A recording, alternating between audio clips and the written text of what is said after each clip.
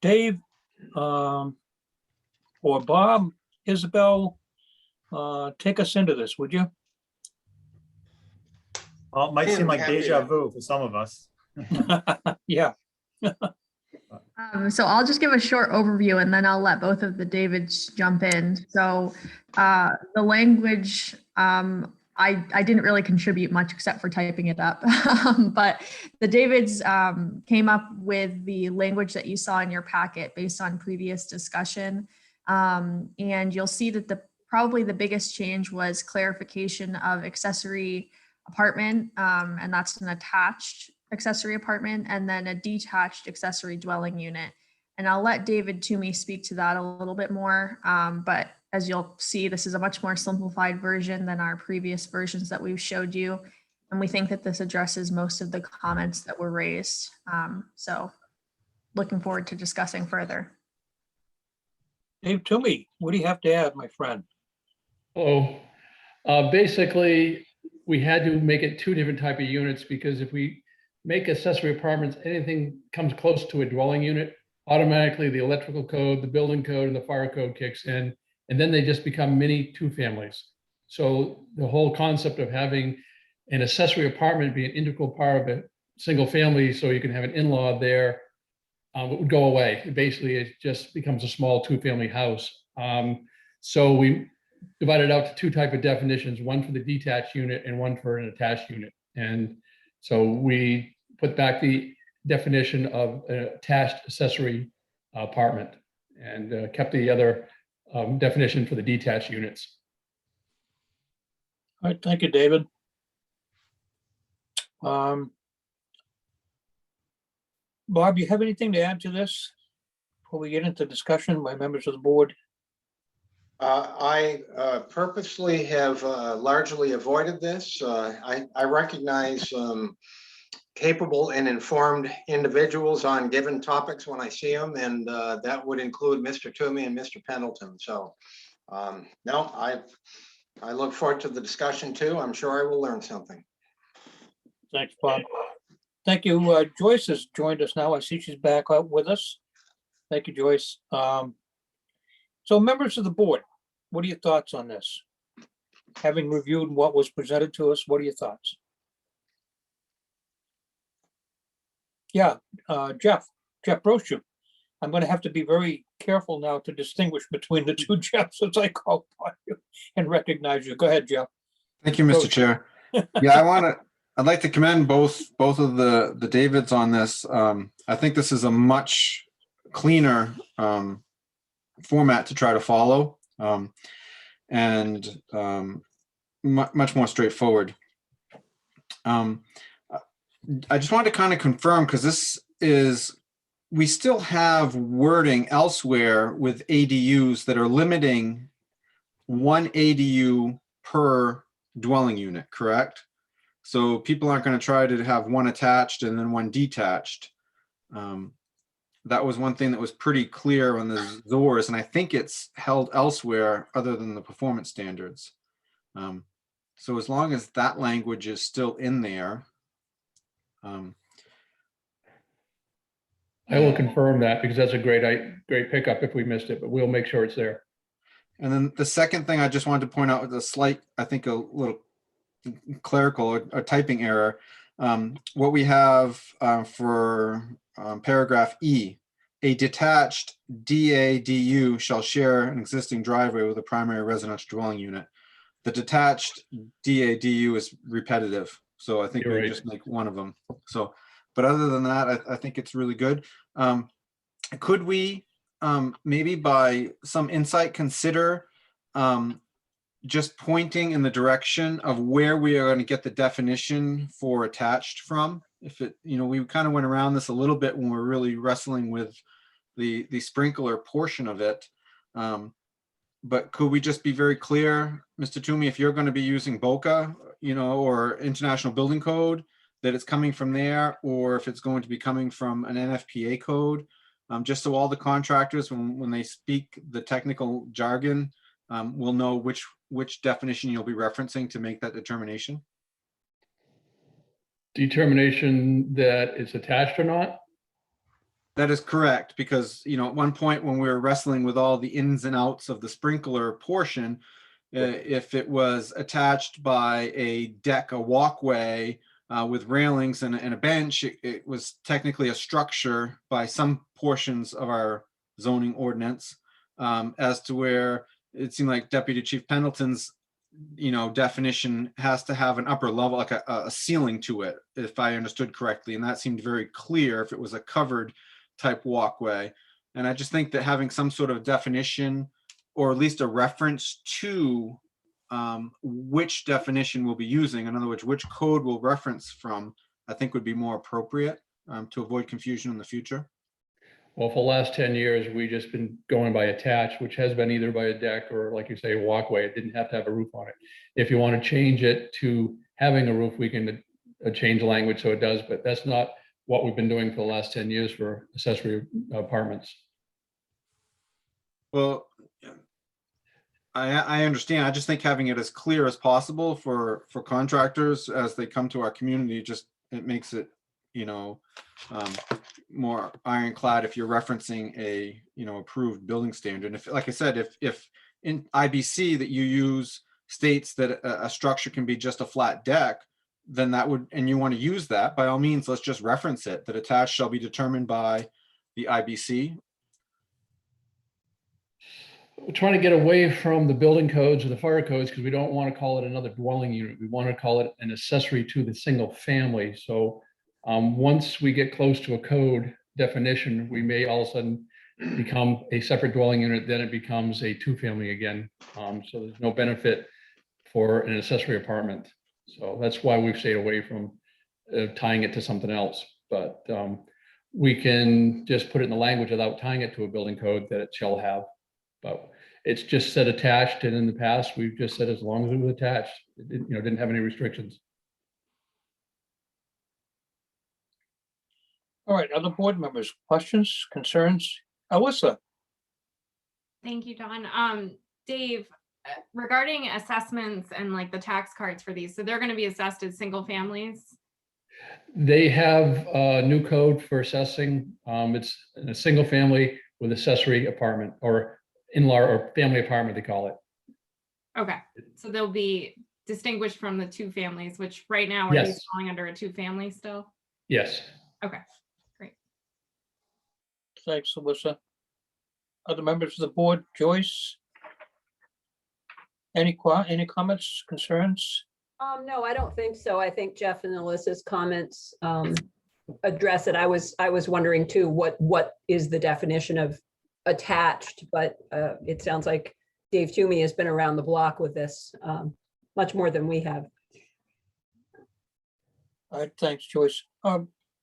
Folks, for your consideration, you know, we've got accessory dwelling unit defined now in Article 20 of the ordinance that became effective on the 11th, Sunday, the 11th. There's a definition there for an ADU. There is no definition there for a DADU, or to my knowledge, for an attached accessory apartment, an AAA. And so I think what we'll need to do as part of this amendment, as this amendment goes forward, is we'll need to go back and make sure that those definitions are addressed in Article 20. Just so as Jeff Brochu has indicated, it's clear to somebody exactly what, you know, they're contemplating building by definition in the ordinance. And so because we use those terms, we need to define them.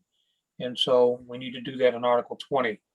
The other thing that, and it's kind of an aside in this particular point, and I'm sure, you know, Dave Toomey, you and I we're gonna have a lot of discussions in the future about ADUs, because I think there's a lot of problems that we haven't dealt with yet, you know, with the siting of, the construction of, and whatever ADUs in the city. But that's down the road, and I'm not gonna burden this discussion tonight with that, other than to say that subparagraph H in Article 7.1 talks about the creation of the accessory apartment will leave the single family dwelling with at least an area of 900 square feet. If I'm not mistaken, and I could be wrong about this because we've gone through so many iterations of the ordinance as we were revising it. If I'm not mistaken, that was dropped out of the last revised version of the ordinance that got enacted by the council.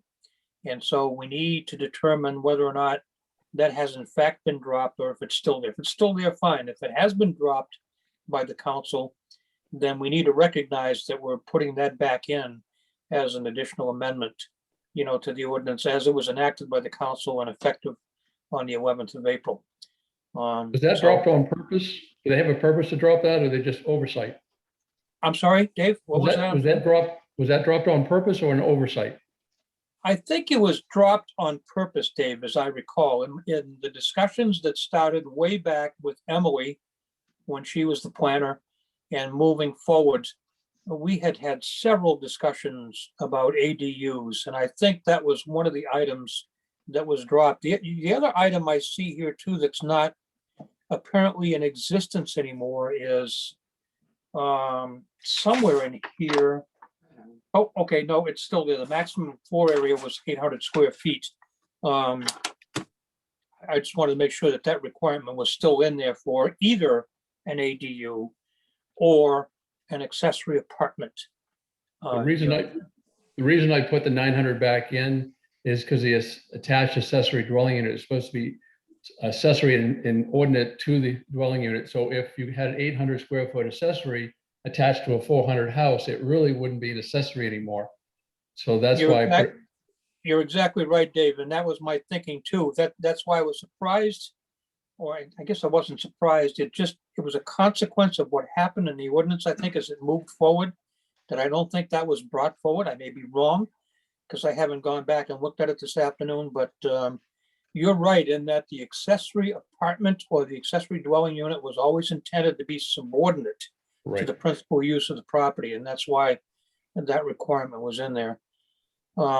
That's why I put it back in. They dropped it, but I put it back in because I wanted it to be. Okay, so as we move forward, we and the council, as we process the amendment through public hearing or whatever, and the council, as they process consideration of the amendment, are going to have to recognize that you put that back in for that reason.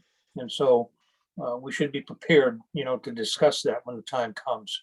In 10 years, we've never had anybody who's had a house that was too small that couldn't have an accessory apartment. So it's not something that's going to cause a lot of hardship for a lot of people. Right, exactly, right. Okay, the only other general comment I had is, I'm having trouble with this amendment because I think it just seems so that we have only accomplished a portion of what we wanted to. And Dave Pendleton, in deference to you, and in deference to you, Dave Toomey, I think you guys have done an excellent job, but I find it so odd,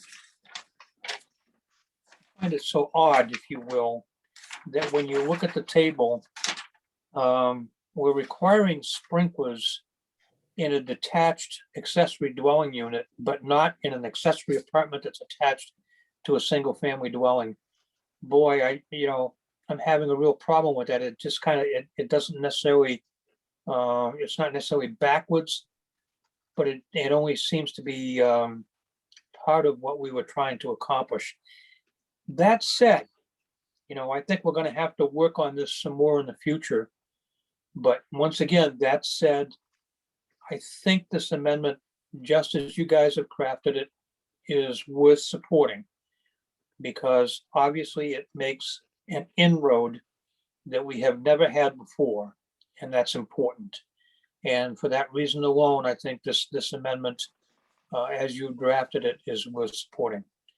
And so If a single family gets sprinkled in the future and they want to add an accessory apartment after that, the accessory will be sprinkled. That's added to a single family that's already sprinkled.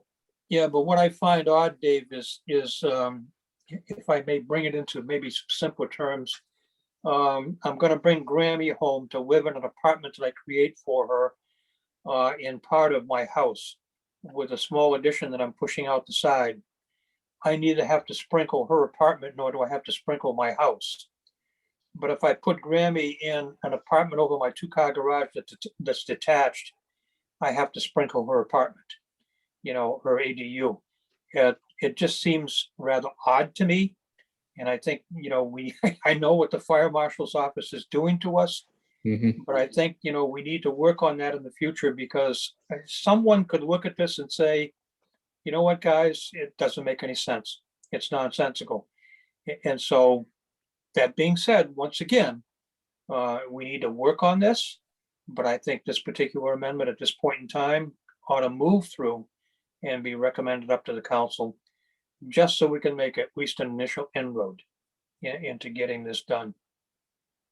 If we get more houses in the city sprinkled, it'll be less of a pushback if you start doing the accessories at that point, and or if the state fire marshal office change their rules where you can do just the apartment and not the building, then we could readdress it at that point.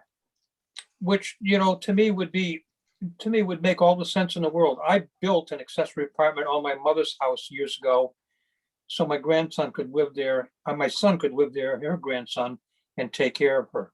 If I would have had to sprinkle the apartment, I had no problem with that. Okay, I would have done it in a heartbeat.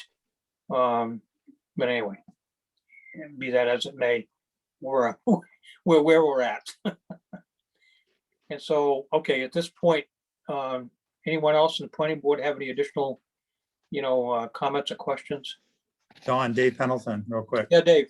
I just want to thank you for remaining committed to doing the right thing, which we've gone full circle, and as you say, it's kind of lacking, but I appreciate that you've been committed to what would have been the practical thing, the beneficial thing to mom or dad or whoever might live in the apartment that's attached. And I also appreciate Jeff Brochu, sorry, Jeff, for also being committed with his many comments about, why don't we just sprinkle everything, which, again, it's the way the code is written, it's the way it should be, but it's not, because, politics get in the way or what have you. And I want to thank Dave Toomey. He did a lot of the rewrite, really. We might have chatted a little bit, but he kind of took my rather wordy section and whittled it back down to something clear and concise that I know you wanted, Don. So that's good. I don't know, Dave, if any definition survived and went some other place or not. I'm not sure that they're that critical. But we can look at that. But Dave Toomey's correct. We're going to have sprinklers in subdivisions now, and if down the road somebody wants to add an apartment to one of those homes, they'll have to sprinkle it as well. But as you said, Don, this is kind of getting our foot in the door with this ADU, and hopefully down the road, when we do look to go citywide, the council, the planning board, the council will kind of be in the habit of realizing sprinklers have been with Saco, and hopefully they're working, and we can move forward on that. So thank you all again very much. Thank you, David. Any additional comments, questions by members of the board? Any suggestions as we move forward? I'm assuming Bob and Isabel at this point, following this workshop tonight, that what will happen is, if I understand the process, as I think I do, you will come forward with a proposed amendment to the ordinance. We will schedule that for public hearing before the planning board. The planning board will hold a public hearing, recommend a final ordinance amendment to the city council by report of the planning board to the city council.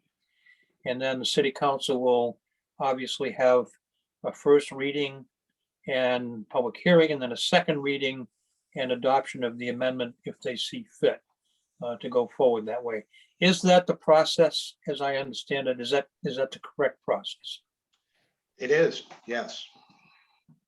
Okay, so we're at the point, hang on, Jeff, I'll come back to you in a second.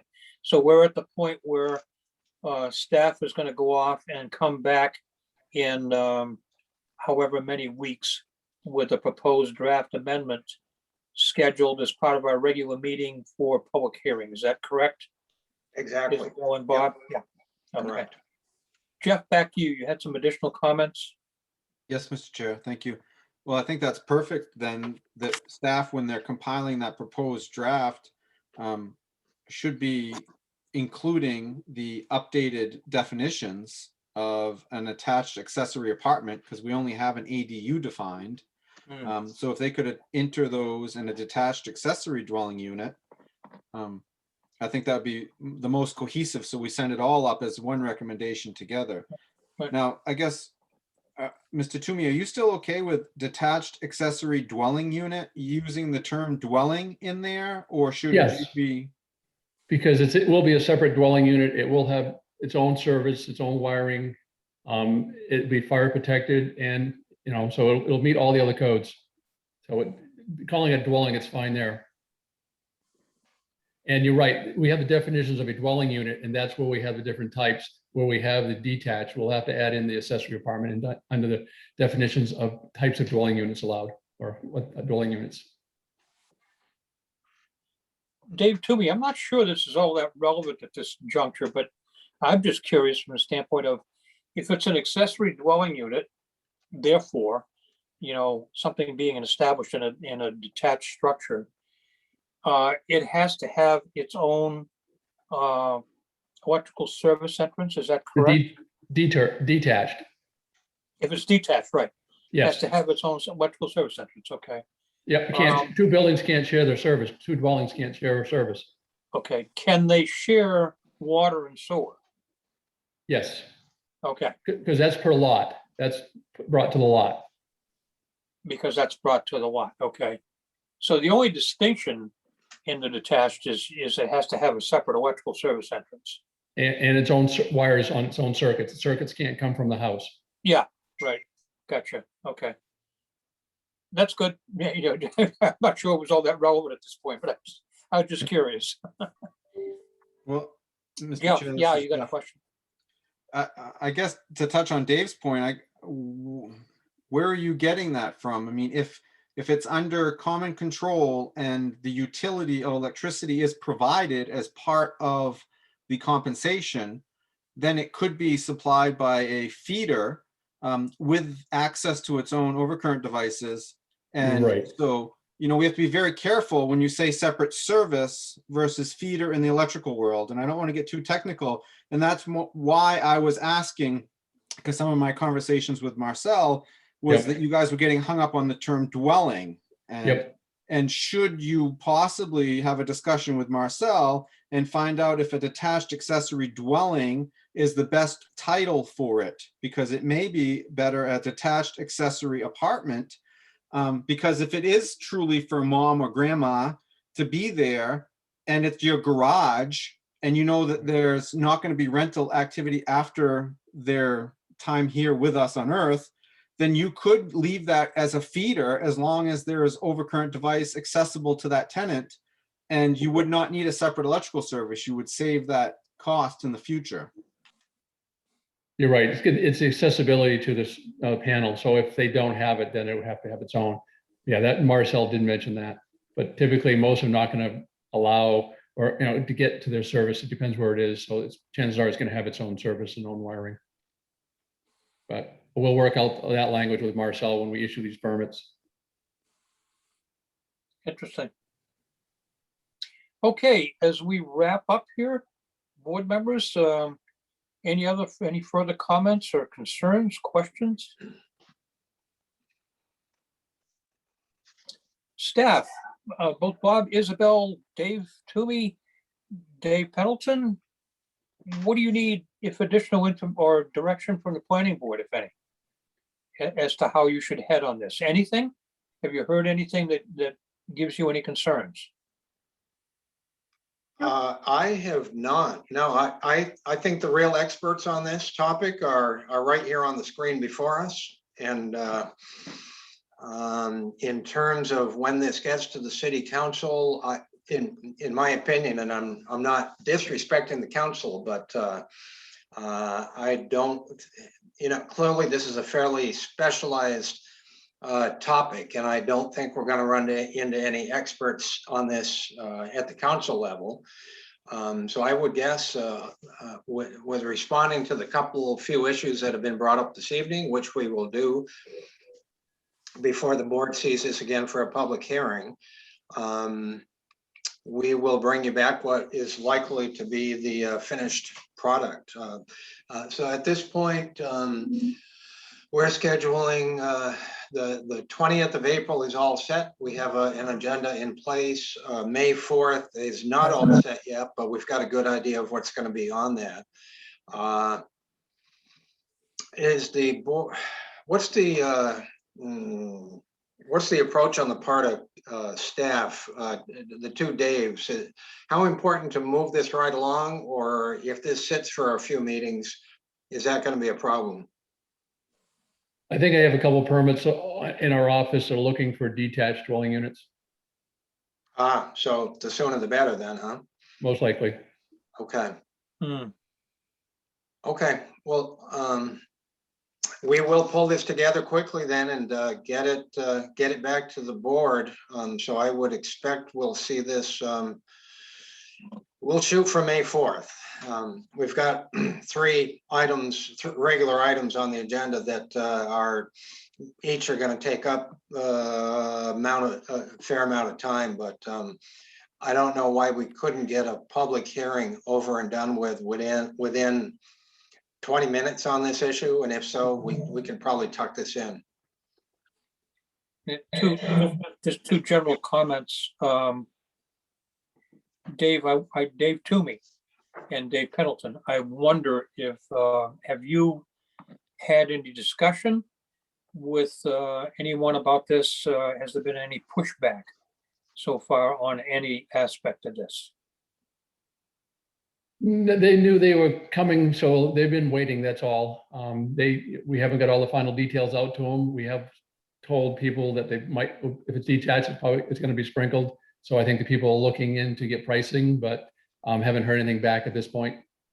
So I've been very fortunate. I haven't heard really any feedback, really, certainly not pushback in regards to sprinklers in general. I think I've had one conversation with a developer that's working on a subdivision, and surprisingly, he seemed to be okay that he was not going to install a cistern and was going to have to sprinkle a few buildings. Other than that, I haven't really taken any heat per se, if you will. All right, thank you, David. So, and Dave Toomey, I'm sure you probably made it clear to your applicants that they're a ways down the road, because public hearing before the planning board, report recommendation up to the council, first and second reading by the council. This is not, this is not around the corner in 3 or 4 weeks, obviously. And I'm sure they recognize that. yes, but technically, if they're doing a detached, what we have, which got adopted, has to be sprinkled. The way we rewrote this really doesn't affect the detached ones now anyways. Yeah. So if we wanted to, we probably could issue the permits for the detached as long as they sprinkled. Right. Right. Okay, as we wrap up here, we've done well in this workshop. I think, crew, we've covered this in just a matter of about 30 minutes, which is good. Any final comments, questions? Any offerings? There being none, thank you very much, everyone. Good effort. I do have a comment on another topic. Just want to give you a heads up. Okay, Someone in Boothby Park asked if they could put a mobile home on a lot in Boothby Park. Looking in the new ordinance, we don't allow mobile homes anywhere. we don't allow them anywhere, Dave? Nope, they're not allowed use in any zone.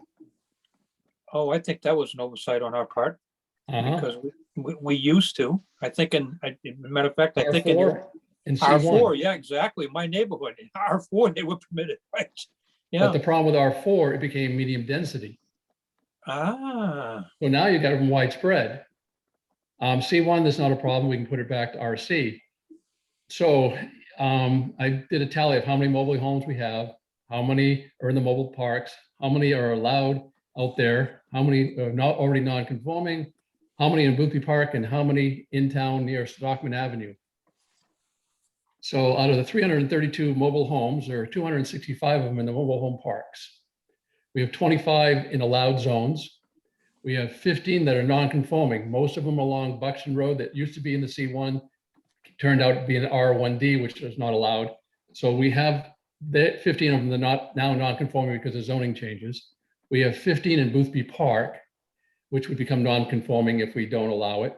And we have 12 around Stockman Avenue. So either we make 27 more non-conforming and only allow it in this RC zone, or we make the 12 in town non-conforming and we come up with another zone for Boothby Park, which is all by itself, you know, should have its own zone. It shouldn't be tied to anything else because it's unique in itself. How interesting. Yeah, Mr. Chair, I'd Go ahead, support that. Joyce. I mean, given the size of the Boothby Park lots, what are they, 50 feet wide, most of them, old camp lots? That's the size housing that really fits best on those lots. Yeah. Okay, Right. sounds like we need to go back to work on the ordinance, doesn't it, David? Yeah. So either change the zone of Boothby Park, or I don't want you to add it to MDR because we're adding it everywhere around town. Oh, God, yeah. Yeah, because there's so much MDR now, it's, you know, it's all Yes. over the place. Yep. What would be your recommendation for the most immediate solution to solve the most immediate problems? What should we do? Basically, the most immediate is adding it the use as in the CR, because that's where most of them are going to go. I don't see too many more going in town near Stockman. There's a few lots out in Boothby Park, but not as many, so it's not as critical. Of course, that's where they asked about today. The ones in town, if we make them non-conforming, that just makes it 27 non-conforming, but I don't think that's a problem because we've had houses put on those lots there that look like trailers, built, you know, the size of a trailer, but are regular houses. So they would be able to be built there without being a trailer. Boothby Park, I agree, should be allowed. So, but I don't know how you would separate it unless you gave it a new zone. Well, that may ultimately be, you know, the recommendation. You know, if that's the right thing to do, that's the right thing to do. Not necessarily, I don't think it would be spot zoning, but that's a discussion for another day. Right. So Bob and Isabel, having raised what is obviously, you know, a substantial problem for David. Sounds like that needs to go on our list of things we need to work on. And I don't know where that fits. I know the list is, you know, I know Bob has got us on the 30th talking about master plan development again. And I know that you all know that we're under some pressure, if you will, from the council to get that resolved because of what's happened, in particular with the PR district and MPDs. So, and behind that, we were beginning work on short-term rentals. And I don't know how far staff has really had an opportunity to progress on that. I imagine probably not that far. So at some point, we'll need to discuss and decide where we might put this on our list of things we need to work on. If it's an immediate, you know, short-term, I don't know. It's a matter of we'll have to sit and discuss priorities. And so what I'd like, if you could, David, all that information that you had tonight was Yep. very good, very useful. If you could summarize that for us and get it to us in the form of something that we can, you know, chew on Yep. and try to understand what's going on. And then maybe when we come back a week from now, we can probably give that some more attention and decide where we want to put that on our, you know, priority list for workshop items. That sound fair to you? Yes, I just wanted to give you a heads up, so. Absolutely. And, you know, there's no better heads up than when you guys have got your boots on the ground and problems develop. That's what we need to hear. Jeff, you had your hand up. Yeah, I guess I'm just missing a little bit from my recollection. So, Mr. Toomey, you saying that the mobile home overlays are not in play either on the Portland Road? There was. Those two are still there. That's the only place that we allow them. Okay, so when you said they're not allowed anywhere in the city, you meant outside of the two overlays. Yes, exactly. Sorry about that. Thank you. Yep. Okay. Actually, you did allow them one other place. Elderly congregate housing in the PR zone. Yeah, I think that was because of discussion of a particular parcel that was going to be senior or age appropriate. So, okay, thank you. You're welcome.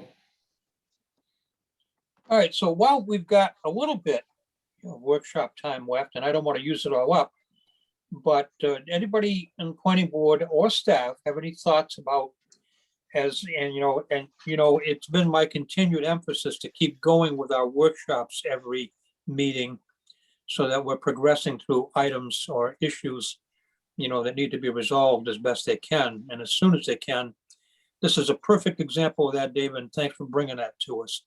And so with that, in that regard, planning board members have any thoughts about, how we should prioritize what we're tackling next, if you will, in our workshop sessions? And again, recognizing that Bob and Isabel have already got it scheduled on the 20th. 20, a week Yeah. from tonight, is that Yeah. correct, Isabel? 20th, Yeah. I believe. Yeah, to talk about MPDs, and so we've already got that set. That could take God knows how long, talking Yep. about that. That could take several sessions. What are your thoughts about what we should we set aside short-term rentals and work on this issue that Dave has brought up? What are your thoughts about this? Well, Anybody? There, Bob. Mr. Chairman, yeah, we've just a few days ago, we sent around a request. It's become almost commonplace to where those who are in the front lines, and that pretty much boils down to David and his compatriots in the code office, to Isabel, to myself, Jessa Berna, and Denise Clavette to some extent. What are we running into? As you know, board members, the new zoning ordinance, the new site plan review ordinance, the new subdivision ordinance just became effective on Monday. So some things have popped up already. Certainly, we each have our little cheat sheet lists going. So I'm looking to bring those together, prioritize, and start working on them and get them in front of the planning board. Probably next month sometime, probably not as soon as the 4th, but I'd like to think we could do something on the 18th. And these are the things that have just cropped up in day-to-day use, or somebody's brought to our attention, and oh yeah, we missed that one, so let's get it on the list. So board members, feel free, if you're aware of issues that need to be prioritized and or added to this list. We very much would like to hear that. But at this point, if board members came forward with nothing at this particular point, staff is coming at you in pretty short order. The question will be, do we want to keep that to maybe 6 or 8 items, or is it going to be a longer list? But certainly in terms of being able to batch these up, so to speak, so that we do have, let's say, a minimum of 4 things, and 6 is probably better, and 8 or 10 is not a bad thing. Otherwise, it's a continuous trickle of ordinance amendments going through you and then to the city council. And I've found over time that having a number come forward at one time, it's just easier to stay on top of. I think it's easier on everybody that way. Yeah. Jeff. Yes, Mr. Chair, would it be unreasonable to, I agree with your philosophy of, having workshop before each meeting, but knowing that, we've got this new machine in the works now, and they're starting to turn the gears, and they're finding little problems in the cogs here. Would it make sense that we just take the second Tuesday of the month and just have an extra meeting that's all workshop? So, they can send us their packet with their list of things that they found, as Mr. Toomey brought up. Hey, there's mobile homes are only allowed in the overlay district, and let us just kind of work on that for the 3 or 4 hours. No offense, I think working a 1 hour workshop before is effective, but we tend to get one item done, maybe not even a full one. I would think that I would be, if we're gonna have an extra meeting, let's go back to having regular planning board items on our 2 meetings, our first and our third Tuesday. And if we're gonna have an extra meeting, let's just devote it for the next 2 months, 3 months to helping staff iron out the cogs that we've kind of, this turbulence that's been created by this whole process. I think that might be more appropriate and give us enough substantial time to actually make some headway. I guess that'd be interesting what the other board members think on that. Thank you. Thank you, Jeff. Any other thoughts, board members? Mr. Yeah, go Chair, ahead, this is Joyce. Joyce. Yeah. I think that's a great idea because sometimes things do feel a little chopped up where we spend, half hour, 45 minutes on something and then we don't come back to it for a month. And we could do we could have perhaps complete discussion on a couple of items and pull them through. I mean, I'm wondering if, for example, the Boothby Park issue is just a matter of amending the overlay. But that still requires some discussion and I assume public hearing and, these things take time and we should give ourselves the time. All right, thanks, Joyce. I'm a little concerned that, if we set aside an entire meeting to workshop, we'll get involved in one item and we'll spend an entire 3 or 4 hours talking about one item. I wonder if it might not remain. There's 2 things going on, Jeff, and I understand what you're saying. Love to do that. Love to have a long workshop where we can resolve a lot of issues. The problem is what I'm sensing is that Bob and Isabel's, agenda, if you will, or their bow wave, it is going to make it very difficult for us to do that with everything that's going on right now. There's so many items.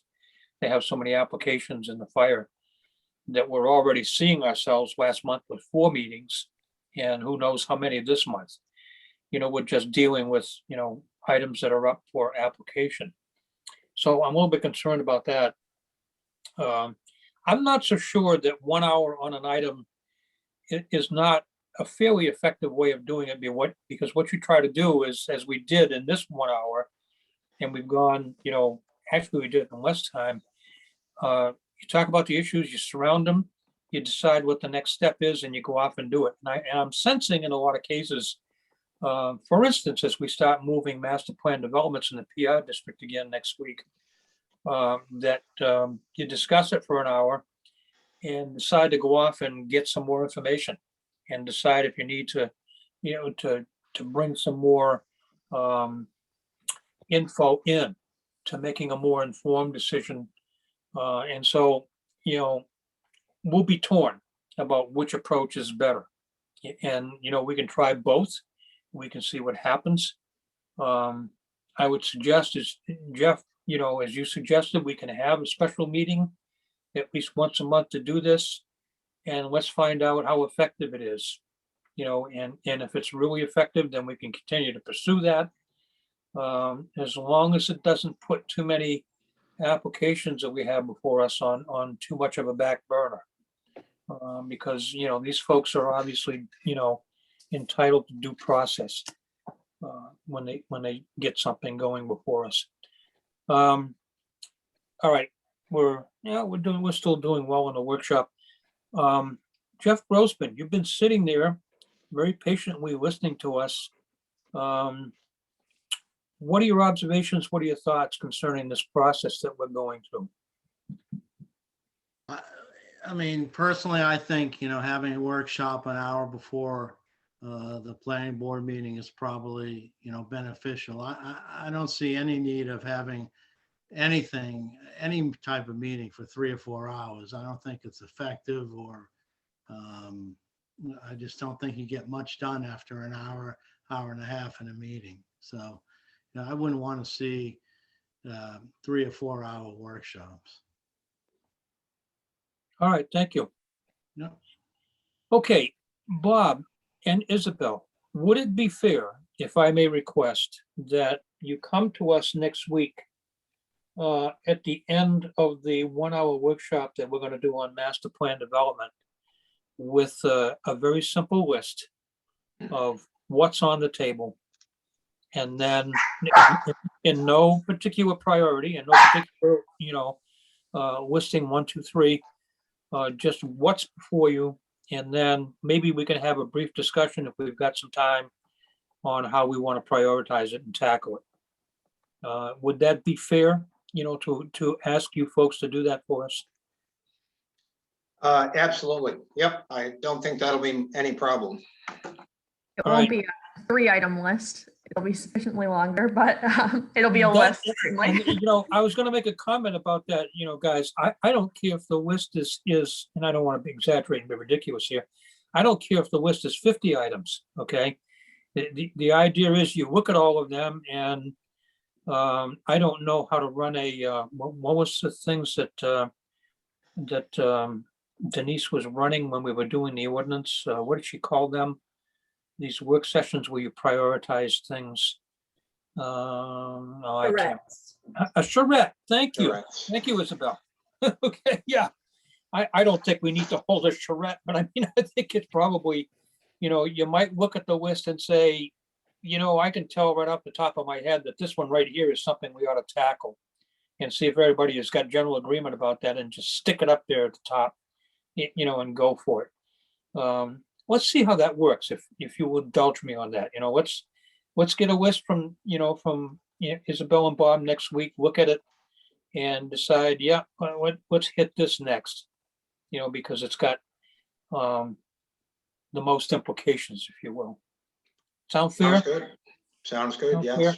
Yeah, Mr. Chairman, we will follow through on that. Absolutely. We'll have that ready for next week's packet.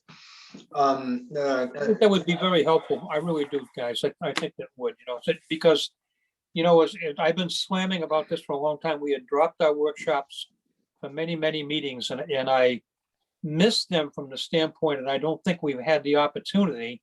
Long Range Planning Committee has got a lot of work to do over a long period of time on some very broad issues, okay? The fact that, one of the things that, and I've tried to illustrate, I tried to talk about this before, what Dave just brought up about, mobile homes are not allowed anywhere except in the overlays, and to see where they used to be. That's not a long range planning committee issue.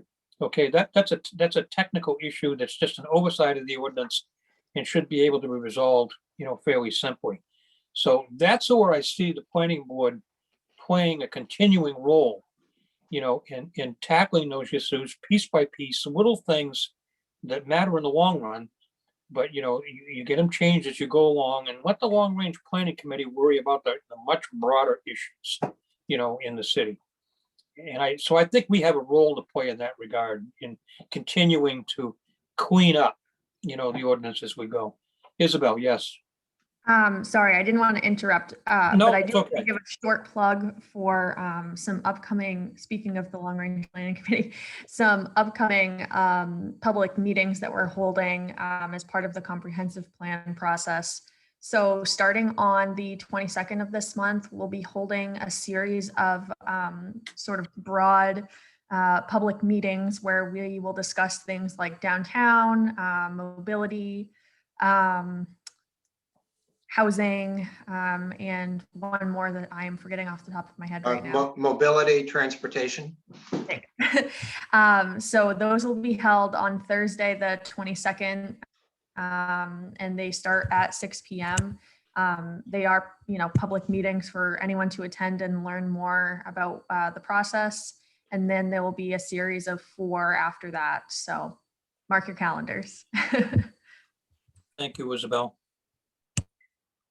All right, anything else? Anyone else have anything else to say before we conclude the workshop? Yeah, we've got 6 minutes, so I'm gonna jump in. Joe may shudder when he hears me bring this one up, but on the other hand, he's helped put it on the radar screen for all of us. And Don, this is gonna be a meat and potatoes item for you. All right, Main Street Hamburger Alley. Don, you will go back, of course, to the KFC, what is now a Biddeford Saco Dental, and the credit union. And you'll recall that that all came under the umbrella of a single contract zone. Yep. And one of the outcomes of that contract zone was a rear access drive that serves each of those businesses. And it's worked out quite well. 507 Main Street is Pizza Hut. And you may be aware that there's an out-of-state firm. They want to take that building down, put up a new one, space for 3 small businesses within it. Well, the rear of the Pizza Hut property, and also the nearby or the abutting Dunkin' Donuts, the Starbucks, the old China House, which is now IHOP. And Don, you probably can visualize this because you've seen aerial photography and maps of this. Presents the opportunity for the city to pursue something similar. An access drive, best of all worlds, an actual city street that would run between Smith Lane and get all the way over to Stockman Ave, just utilizing the rearmost section of each of those lots, plus little corner of the Ledges Apartments, that property. And I think that's it. I think it boils down to 5 separate parcels. So Joe and I discussed this a little. He's actually done up a sketch as to what he thinks this could look like. Don and perhaps a couple others will remember back in 2004 or 5, the city had a Main Street access study done, and there's a report. We have a PDF of that still, and it shows the same concept, developing a roadway parallel to Route 1 that simply takes some of the pressure off Main Street and allows those who know about it, and of course that's gonna primarily be locals, but to get off Main Street where it's appropriate and still get to where they want to go, even if they're not, contributing to the load on Main Street. So the 507 Main folks have to go through a contract zone. That'll be coming up fairly soon. In fact, I think on May 4th, it'll be on the agenda. And once they get through that, of course, site plan review, if all goes well with the city council. So we're going to be pulling our thoughts together on this and finding a tactful way to bring this up to that applicant. What I like about it is they need us more than we need them. They need a contract zone from the city. There's no reason in the world something like this can't be written into that contract zone. I sat down with the mayor and with Brian Kenrath this afternoon for 40 minutes and talked about it. And they both, I think, understood the concept well and are supportive of it. So, from time to time, the opportunity just arises, and I think it's finally here. And I look forward to several of us on the screen being able to do something about that could be a real positive long-term consequence for the city. Deja vu for me, Bob. If you recall, I had given to the planning board several years ago a proposal for a back access road. That's right. Yeah. Along that area, and I had done some sketches, had worked up some plots, if you will, showing how the access road would work through there. If you notice, this particular winter, the back half of the parking lot behind Pizza Hut has not been plowed this winter.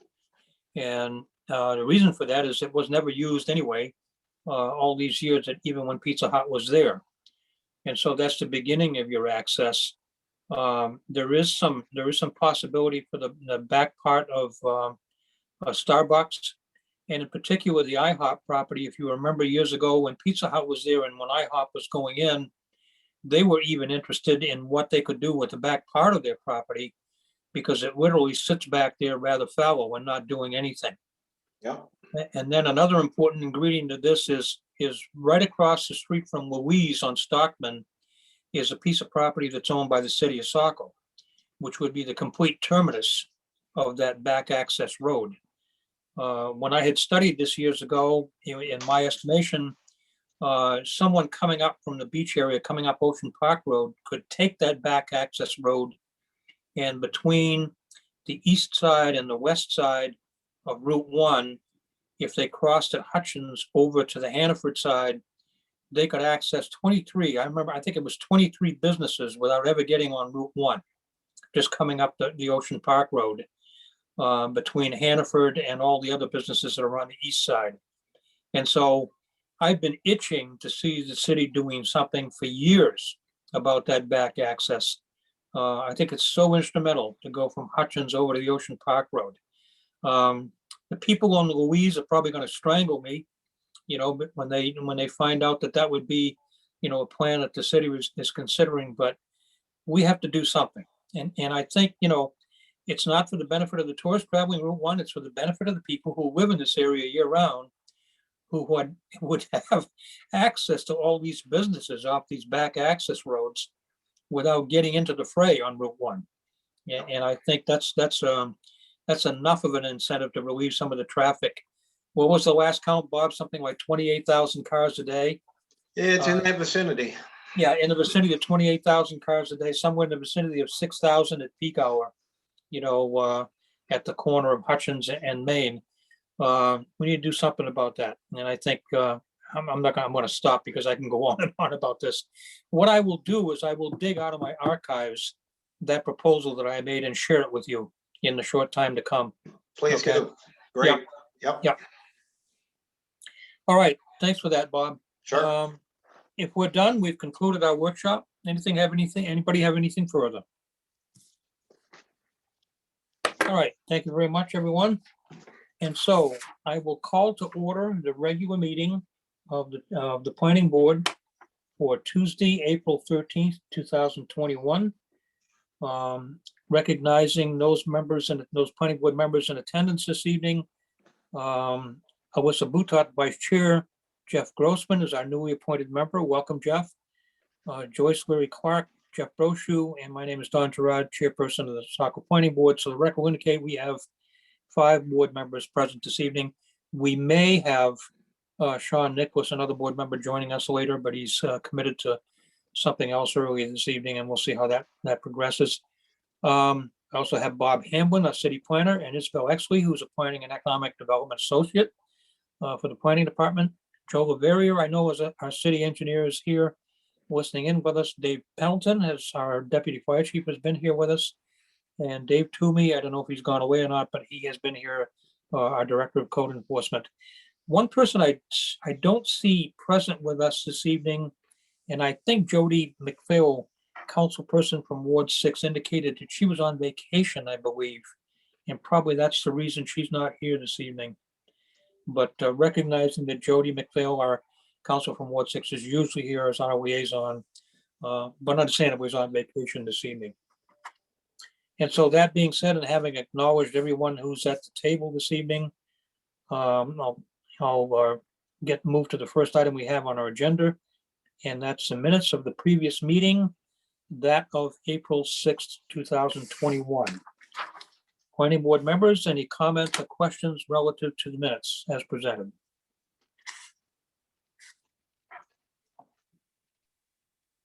Jeff? Mr. Chair, this is Jeff.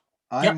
I move to accept the draft meeting minutes of our April 6th, 2021 meeting. Thank you, Jeff. Is there a second?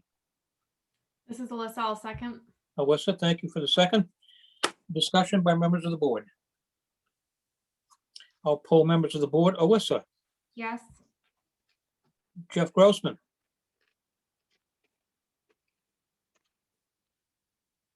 I wasn't present, but I'll say yes. okay, thank you, Jeff. Matt, Matt's not here. Yep. Joyce, Yes. Jeff Brochu, Yes. and chair will vote yes. The record will indicate the vote is 5-0 to accept the minutes as presented. All right, next item we have on our agenda, that is a public hearing for the project proposed at 64 Old Orchard Road. This is site plan and conditional use review for a proposed 3-unit townhouse with associated site improvements. Applicants are Steven Trask and Wendy Fernandez. Property is zoned R2. Our goal this evening is to make a finding on the application completeness. I think we've already done that, as I remember, or maybe we haven't. Anyway, our goal is to make a finding on the application completeness, hold a public hearing, and review the proposed site plan based on the standards of Article 11, site plan review, and Article 9, conditional use review. So Isabel and Bob, any additional comments by members of the staff beyond what you provided the planning board in your memo? I did want to note one thing, which is the address clarification, I guess I'll say. This hadn't been given an address at the time that you previously saw this. It's the same project. It's just been given the address of 64 Old Orchard Road. And Don, you are correct that you guys did already find this application complete at the previous meeting. But I am recommending that since the plan has changed just slightly, it may be appropriate to reopen a public hearing on this so that people have the opportunity to comment. There was one other thing that I wanted to call your attention to. The applicants have responded to a lot of the comments that you folks brought up. We also got an updated review memo from the Water Resource Recovery Department. Emily saw the utility plan that was presented in your previous packet and made some notes which have been incorporated into the conditions of approval on this application. And I'm happy to answer any other questions if you have them. Isabel, it's just a matter of housekeeping. I think you mentioned the address. It's given in our agenda as 64 Old Orchard Road. Did I see correspondence that indicated it was something in the order of like 66B or something like that? Yeah, the applicants had submitted 66B. It's a lot that is being cut off of existing 66 Old Orchard Road, which is probably why they came to that, but it has since been given an official address of 64 Old Orchard Road by Okay. our assessor. So that's the 9/11 address that's been established. Is that correct? 64? All right. Yep. So we're to assume that any correspondence that's been submitted with reference to 66B is actually in reference to this particular property at 64. Correct. Gotcha. All right, thank you. Members of the planning board, any general comments or concerns with what you've seen about the application so far?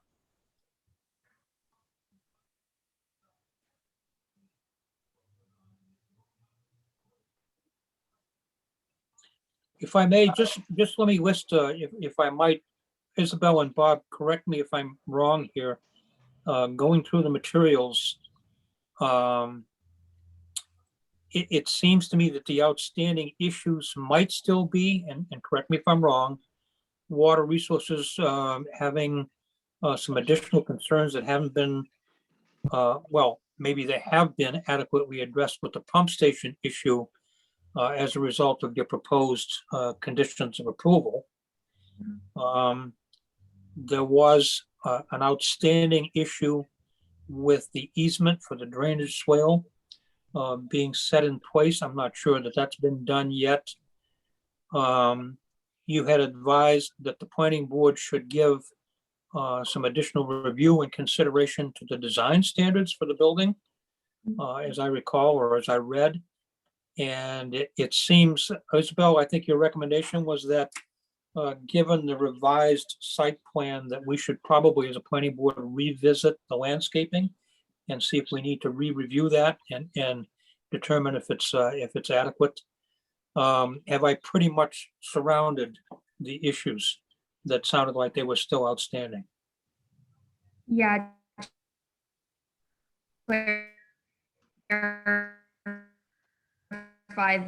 The draft conditions of approval would, and I would recommend asking them about the drainage. I have not heard anything to the contrary that has been completed yet. Was there also something in your checklist that indicated that the applicant had not yet resolved questions concerning the Maine Historic Planning Commission and IFW. Is that still an outstanding issue? It cropped up in your checklist. That one is actually not an outstanding issue. The letter from the MHPC should be in your packet, and if it's not, that's my fault and not the fault of the applicant. Okay, I may have just missed it. Members of the planning board, conditions, concerns, comments? Jeff Brochu. Thank you, Mr. Chair. Yeah, my pre-reading, I had picked up on that drainage easement as well. You know, we obviously had a lot of discussion about the parking and the functionality. And as far as I could tell, it looks like they did manage to sneak the 7 9x18 spaces in there. In the orientation, it looked like it made more sense. We had some concern about the photometric uniformity, and I know that was revisited. I was just a little bit surprised that it appears that they indicated that the existing streetlights are LED Cobra heads, which is probably pretty low probability in the city of Saco. I think there's only 4 LED lights in the city of Saco at this time. So, you know, that data that they're using is more than likely skewed. The good news is that they have a relatively high lumen output for what they use in the matrix. It just would have been nice if that had been picked up by our peer reviewer, that, hey, those fixtures aren't even accurate as to what's there. But yeah, I guess we can talk about the other criteria that we talked about with the pump station. The other thing too is I didn't see a draft condominium document that, you know, we've normally been picking up on to make sure that that's in place before we approve this. And I was just wondering if there was a proposal that had been provided for that draft document. Thank you. Thank you, Jeff. We'll get the applicant to address that if we can. Other members of the board? Questions, comments, concerns? All right, if not, at this point, let's turn to who's representing the applicant this evening? Don, I had a quick question. This is Alyssa, Oh, yeah, go ahead, Alyssa. and maybe Isabel can get the applicants on board, or they are already. Michael's here. Bob, I think this is a question for you, just for my clarification, but I see there's some version of a financial capacity letter included in the packet, but is that not a submission requirement for them? No, it generally is. Okay, so I guess my comment then to that document that we have in our packet would be, is there an updated one? I believe this applicant first came through the planning department maybe almost a year ago in 2020, maybe at the start of the summer. So I'm wondering if that's been updated at all, or if there's something that maybe is a little more official than what we have in front of us. What page are you on with that, Alyssa? Well, I found it a minute ago and then I got lost in the photometrics. So, and then I wanted to echo what Jeff brought up about an HOA document. If that force main is going to remain private, we are typically seeing draft association docs for that. Bob, I'll find it and I will get back to you. Okay, thank you. Okay, while Alyssa's looking for that, other board members? Questions, concerns? All right, turning to the applicant. Yes, sir. What can you tell us?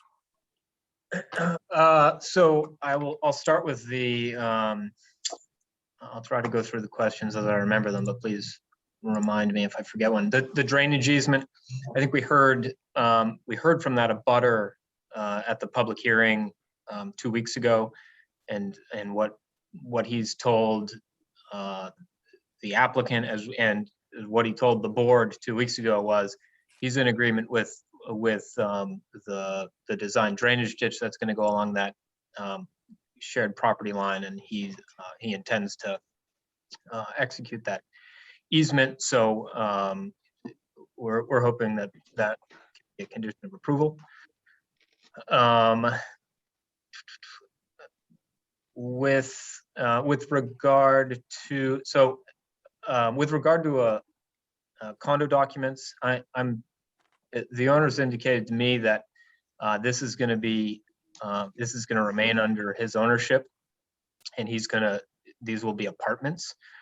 Certainly a maintenance agreement or an agreement with the wastewater folks is totally appropriate and agreeable to the applicant.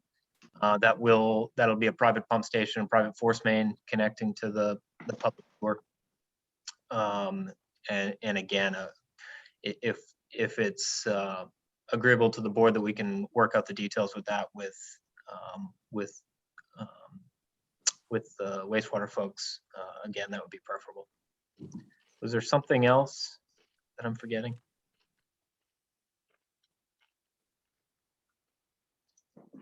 Alyssa, I found your financial capacity letter. I believe it's on page 92. Yeah, I found it as well, Bob. And I agree, that is pretty, that's the epitome of short and sweet.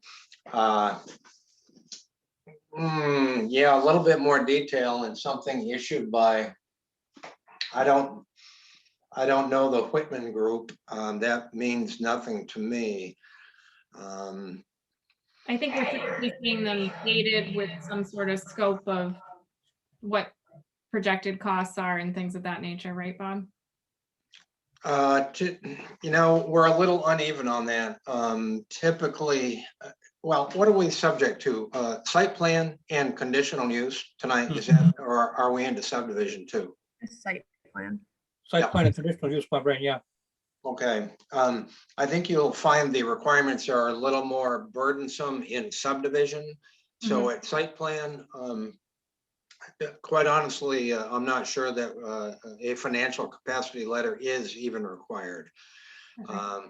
Clearly, if this thing moves through the process and becomes approved, it will be up to them, up to staff and them to ensure that they submit a satisfactory financial letter of credit, a financial guarantee, and establish an inspection account. But generally, just at site plan as we are this evening for a 3-unit or a 3-unit multifamily.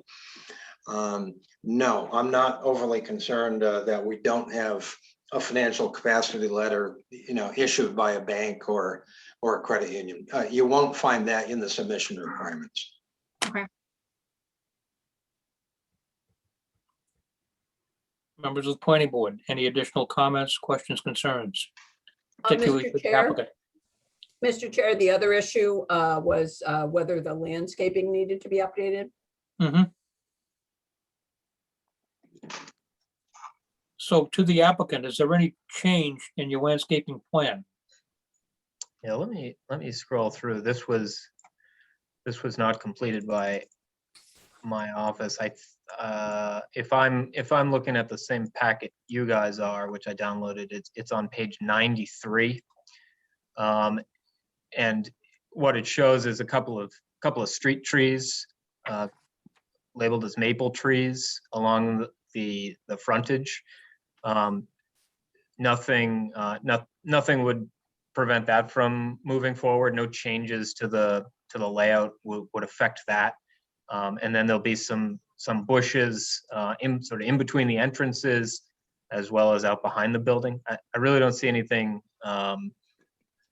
any changes to the site plan that have taken place since this landscaping plan was prepared that would necessitate a change to it.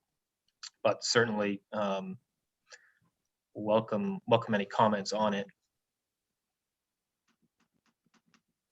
Mr. Chairman. Yes. This is Bob. Yep. Yeah, I have just one quibble with the landscaping plan. If I learned anything from Joe Hirsch over several years, it was maple trees don't do well with salt. They are not a salt tolerant species. So I would suggest that something be substituted for the maples. Mike, the city does have a list of recommended or preferred species of trees and shrubs. May I pass that on to you, and perhaps your client would be willing to substitute something out for the maples? Sure, I don't think that would be a problem at all. Great. Happy to work with the city on an appropriate street tree there. Thank you. So potentially another condition of approval that you would work with Joe Hirsch on this. Yeah, okay. Other comments, concerns, members of the board? All right, this might be a good point to, as Isabel has suggested, that we reopen the public hearing because there has been a change in the plan. Seems totally appropriate. That might be, what we should do. And so could I have at this juncture a motion to reopen the public hearing? Mr. Chair, this is Jeff Brochu. Yes, I move to reopen the public hearing for 64 Old Orchard Road. thank you, Jeff. Is there a second? This is Alyssa, I'll second. Alyssa, thank you for the second. Discussion, members of the board? And I'll poll members of the board. Alyssa, Yes. Jeff Grossman, Yes. Joyce, Yes. Jeff Brochu, Yes. chair votes yes. Record will indicate the vote is 5-0 to open a public hearing. Isabel, do we have anybody lined up? Any members of the public in the audience who want to speak on this application, just use the digital raise hand feature at the bottom of your screen and I'll promote you to speak.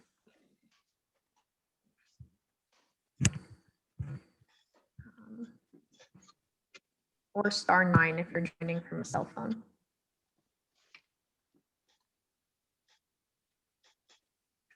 I do not see anyone with their hand raised. Oh, I'm sorry, I have someone, but they're not showing up on my screen.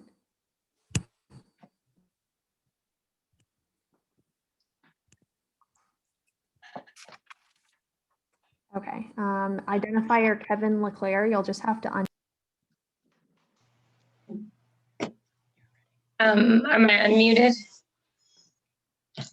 Yep, we can hear you. Okay, thank you. I am a resident. I live across the street on Timber Oaks Lane. And I just have a concern about where the parking will happen.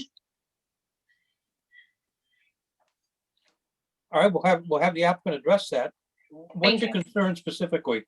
That if there is parking up and down our cul-de-sac, I have young children who play on our road, and anytime a car is parked in the street, it's very difficult. The road is not very wide to see the kids playing, and it would be very dangerous to have cars parked on our street. All right, thank you. We'll get the applicant to address that. Thank you. And there are no other members of the public with their hands raised at this time. All right, then could I have a motion to close the public hearing? Mr. Chair, this is Jeff. I will make a motion to close the public hearing. Thank you, Jeff. Is there a second? This is Alyssa, I'll second. Alyssa, thank you. Discussion, members of the board? There being none, I'll poll members of the board. Joyce, Yes. Jeff Grossman, Yes. Jeff Brochu, Yes. Alyssa, Yes. chair will vote yes. Record will indicate the vote is 5-0. Public hearing is closed. Back to the table for the board. Additional comments, questions, concerns. To the applicant, one member of the public who spoke, we're talking about, the parking on the road and whatever. Can you address that?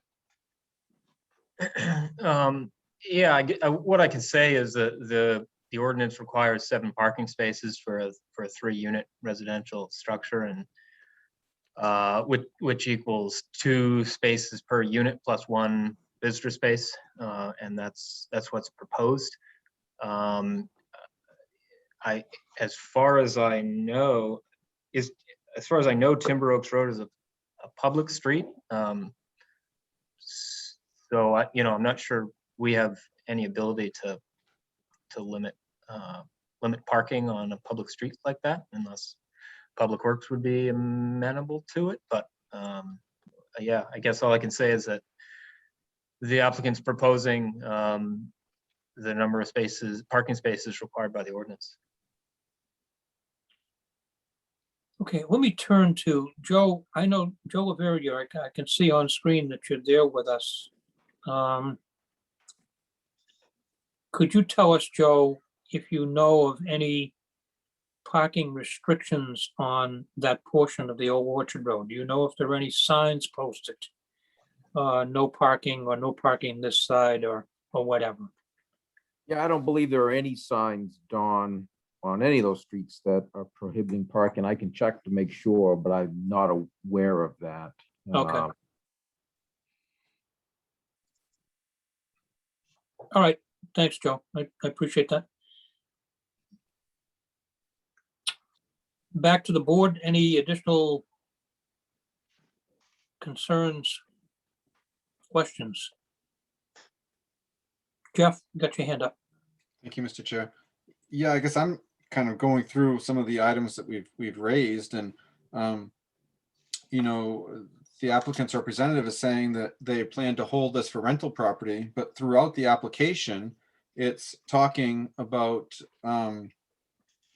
you know, it's very open-ended for page 7 at the beginning of the summary says that it is intended that these will be condominiums for sale or rent. Continues on to page 17 that you know, item H, apparently the Water Recovery Resources wants to make a special condition for the E1 pump and private force main. And it says such agreement shall be entered into the developer and future homeowners association for the proposed 3-unit structure. Continues on 18, developer and future owners will be required to maintain an E1 force main sewer line and ensure proper ongoing future maintenance. I guess I'm a little uncomfortable, you know, as we move forward, that the application is very open-ended, saying that these are going to be sold as individual units, yet we're being asked to review them as being held by one property owner for a rental income. So that's just on that particular item that we're trying to address. Thank you. Thank you, Jeff. Back to the applicant. Do you want to readdress that issue? Yeah, Isabel, is John Safford or Steven Trask on the meeting? And if one of them may be better equipped to answer that question, because I'm getting my information directly from them. Sure. There is someone identified as Steve. I think this is Steven Trask. Steve, can you unmute yourself and maybe provide some additional clarification for the board? Yeah. Hi, guys. I'm Steve Trask. So as far as the condos go, we are going to retain them. As far as condoizing them, it comes down to a financing technique where by condoizing them, the value of those increase, and then we have the equity in those properties to retain and rent out because they do have the ability to be conveyed individually, but our intention is to hold on to these properties. And as far as the legal documents go, we are still going to set up an association, but we don't know if we have a 2-unit or a 3-unit yet. So we have been in communication with our lawyers. They're essentially just waiting to see if we're going to be making association docs for a 3-unit or a 2-unit.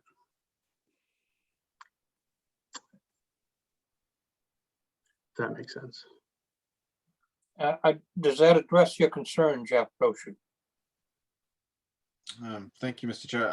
I think it addresses my concern that they very clearly want to retain the rights to sell them individually, and therefore, as a board, we should be reviewing that document, and at the very least, keeping all of these conditions that Isabel has in the draft included, with the intent that in the future they're going to sell them individually. Thanks, Jeff. Other members of the board? This is Alyssa. Yeah, Alyssa, go ahead. Thank you. I see Jeff's point about it, and I agree that we typically would be reviewing association documents. I'm wondering, to Steve's point about how, they don't know how many units they're going to end up with. I think they could still be drafting some sort of document that pertains to the forest main that they're going to be, keeping privately.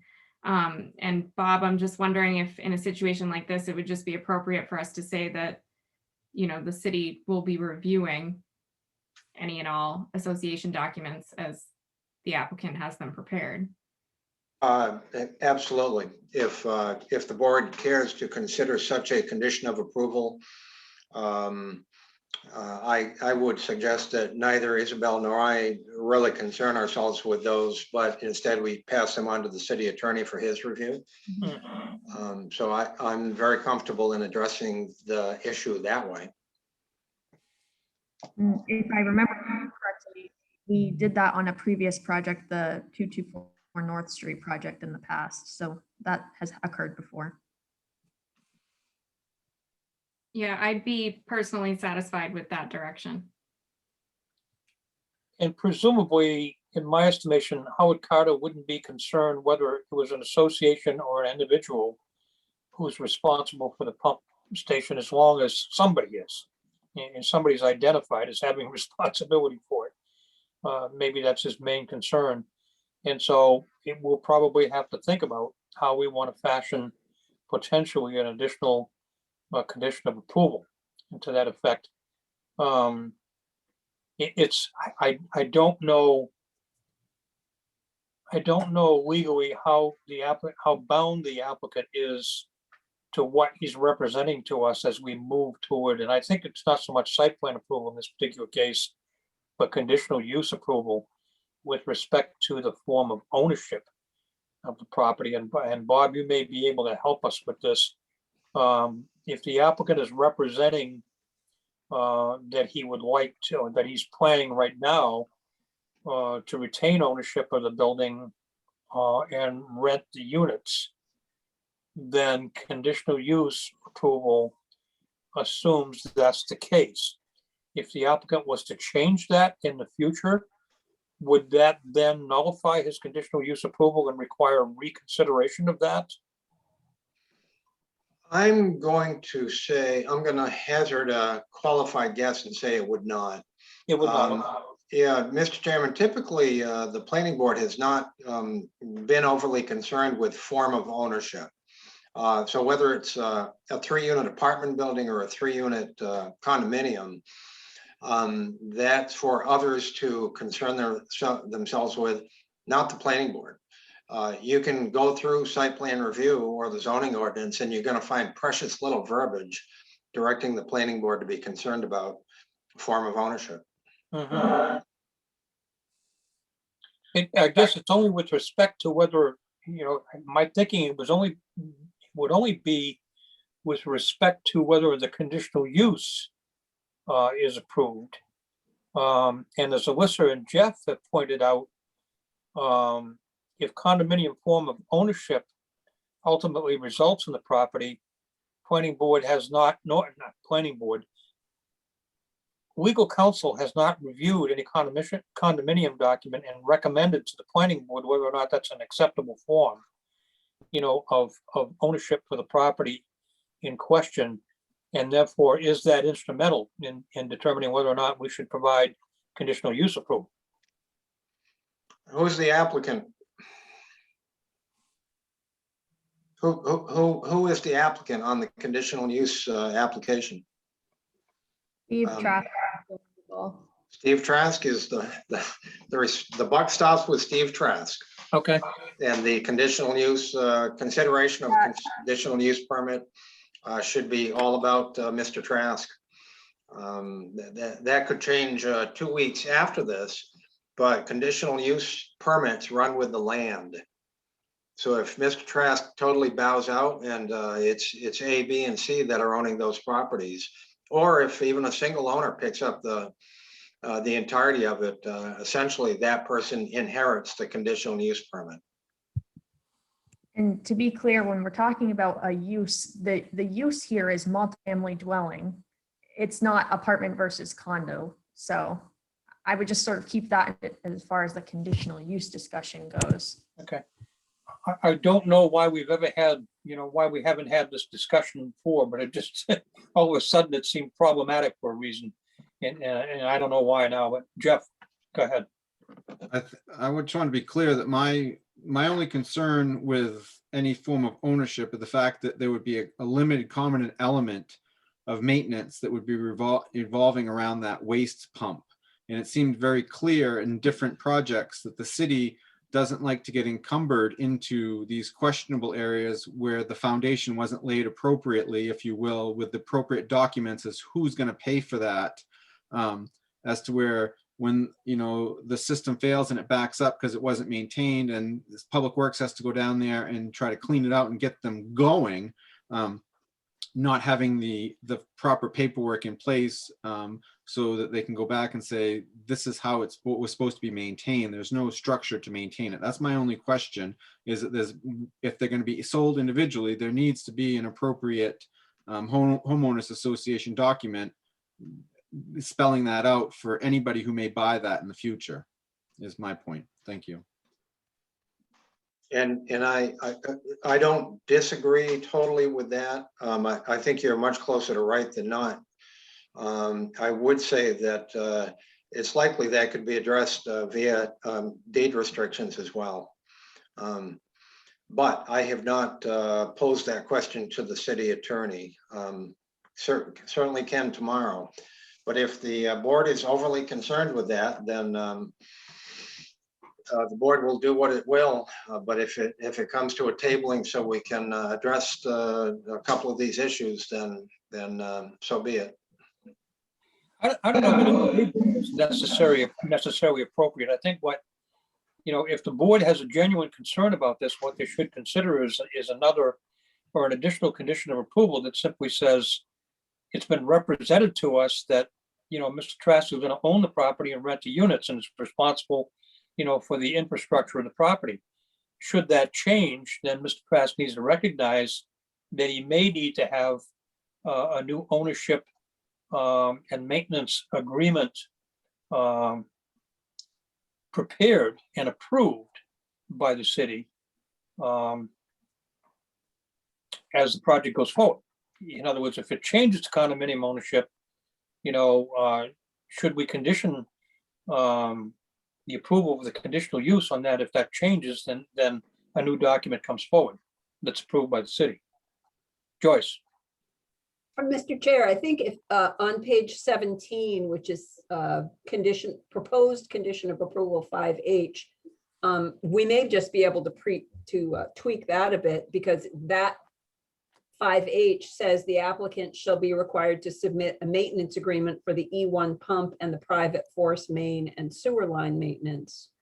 And further down, the agreement should be entered into by the developer and future homeowners association. Seems like we could just add or condominium association. But it looks like this issue is already anticipated as far as the proposed conditions of approval. We just might want to add or homeowner or condo association to that. Joyce, what page was that? I'm sorry. That's page 17, well, actually 17. 17, yeah. 17, yeah. Right about in the middle of 17 of our materials.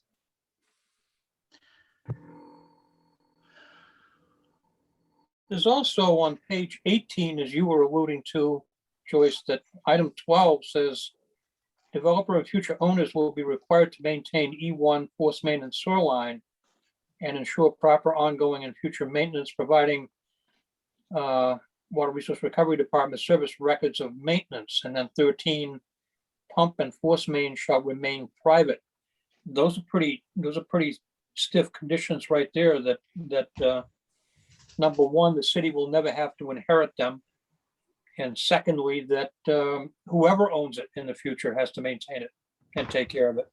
Right, whether it's one owner or condo owners. Yeah, so you're right. Those items 12 and 13 make me feel a lot better about that. That's pretty well nailed it down.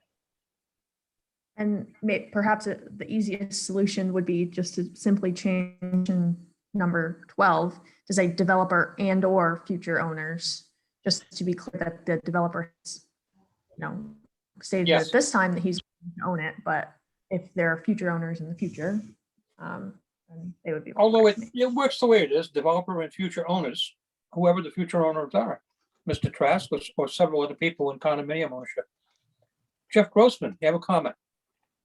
I just don't understand why the city is concerned with the ownership. I mean, the conditional use goes with the property, whether it's rented or whether it's sold. I mean, even if it's, you create condos out of it, you're concerned with who buys it next and third and fourth. I mean, I just don't see how the city's involved in the ownership of it. All right, thanks, Jeff. Mr. Chair, if I may, this is Alyssa. Alyssa, yes? I think my only outstanding concern on this is just that we've seen other examples of this setup with whether it's a pump or some other item within an association, so future condo ownership, where the homeowners association is not clear that they're required to be maintaining something, and when it fails, they call the city, and then the city steps in out of goodwill. And so I think what Joyce has pointed out for what's in our draft documents is great, but I think without a step where those documents at the time that they're created or enacted would be reviewed by the city attorney is going to put us in a position where, again, in the future, no one at the city knows if those documents ever came to be. And 5-10 years out, something goes wrong with that pump and they're calling Public Works, and Public Works never circle back to see if there's a document, requiring the HOA to take that on. All right, thank you, Alyssa. Mr. Chair. Yeah, Bob.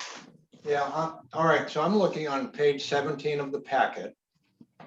It also appears as page 11 of the document that Isabel put together.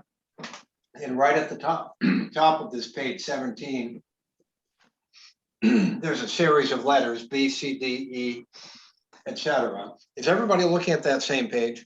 Yes. Okay. And under G, the applicant shall be required to submit to the WRRD specs for the pump so that they can ensure it's what they want. And then small letter H, applicant shall be required to submit a maintenance agreement, likewise to be reviewed and approved by the WRRD.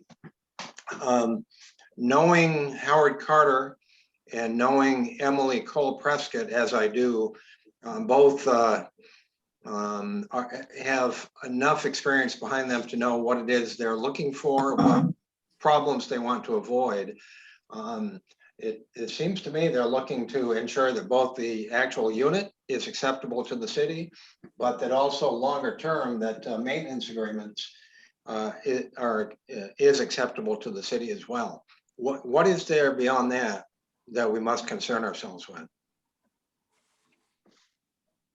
Bob, if I can, I agree with you. I think it's in there. It's just a matter of if Howard is looking for this soon and the developer says, I'm holding on to these as rentals, and 5 years goes by and we don't circle back to them being, condos, and then they're sold as condos, and that document was never created and reviewed. So if it is going to be drafted and reviewed by Howard, period, regardless of these being rentals or sold as condos right now, then great. Yeah, and just to clarify, Alyssa, sorry to jump in, Mr. Chair, if I may jump in. The condition H that we're talking about specifically is also under number 5. Before a pre-construction meeting is held, condition H, the applicant shall be required to submit a maintenance agreement before a pre-construction meeting is held. And this is similar to what happened. Everything you're talking about is absolutely on point. Howard's going to approve the pump installation. He's going to approve the maintenance agreement. But I think what Alyssa is getting at, and I'm with her on this, is 5 years down the road, when the ownership has changed and there's no document that specifies who's responsible for what, then it doesn't get done.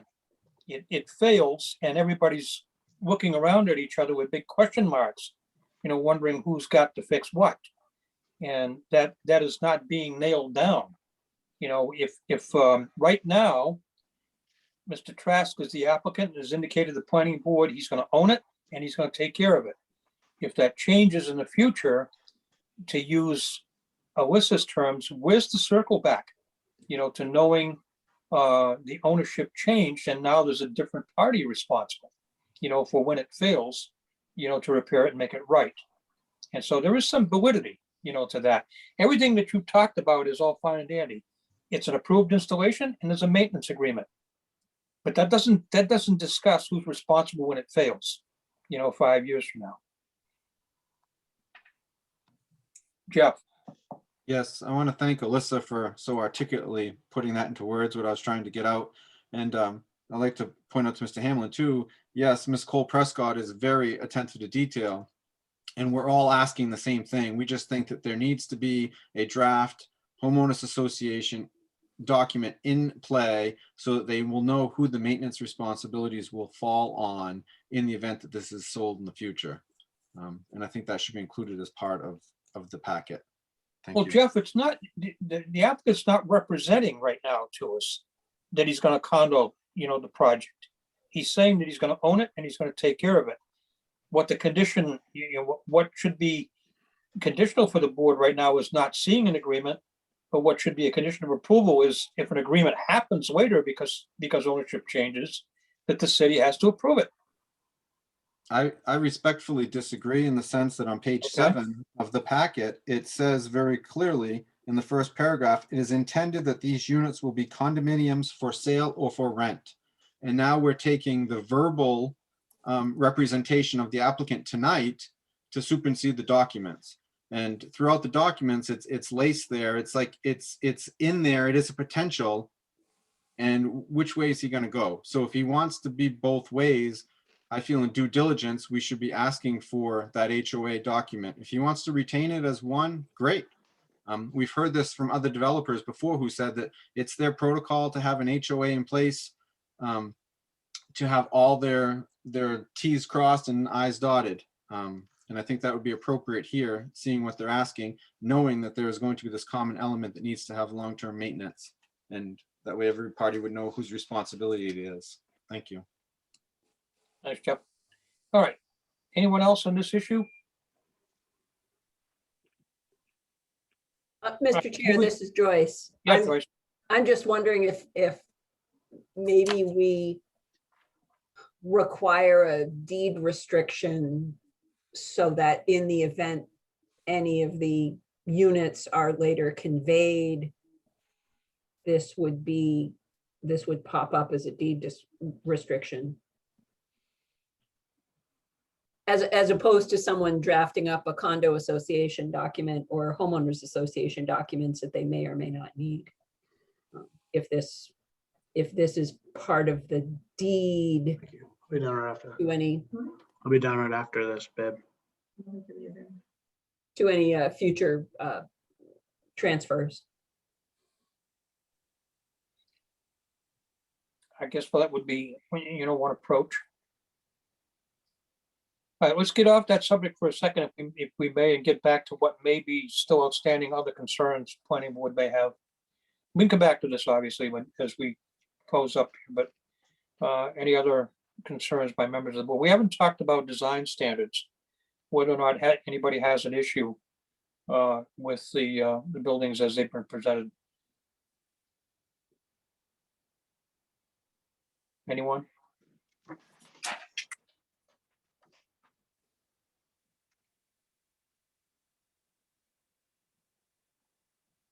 All right, I guess not. So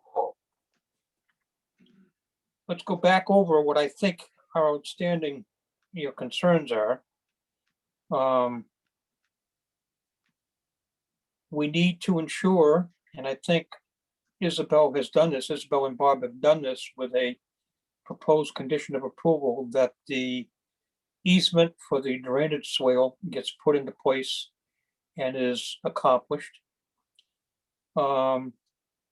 Needs probably to have the landscaping plan revised to reflect a species of tree for the road trees that are appropriate and will survive, you know, rather than the maples that are proposed. We didn't address the issue of whether or not any signage was proposed, but actually, in point of fact, that's something that the planning board typically doesn't get awfully concerned about, because that obviously has to go through code enforcement to get an appropriately sized and configured sign. So back to the issue of what do we do about the pump station, the line, and whatever else is associated with it. Anybody think of anything else that I may have missed? I can't, Mr. Chairman, but one of my favorite tactics is let's burden the applicant. Mr. Trask or Mr. Tadema Whelan, what are you going to do about this issue with the potential HOA?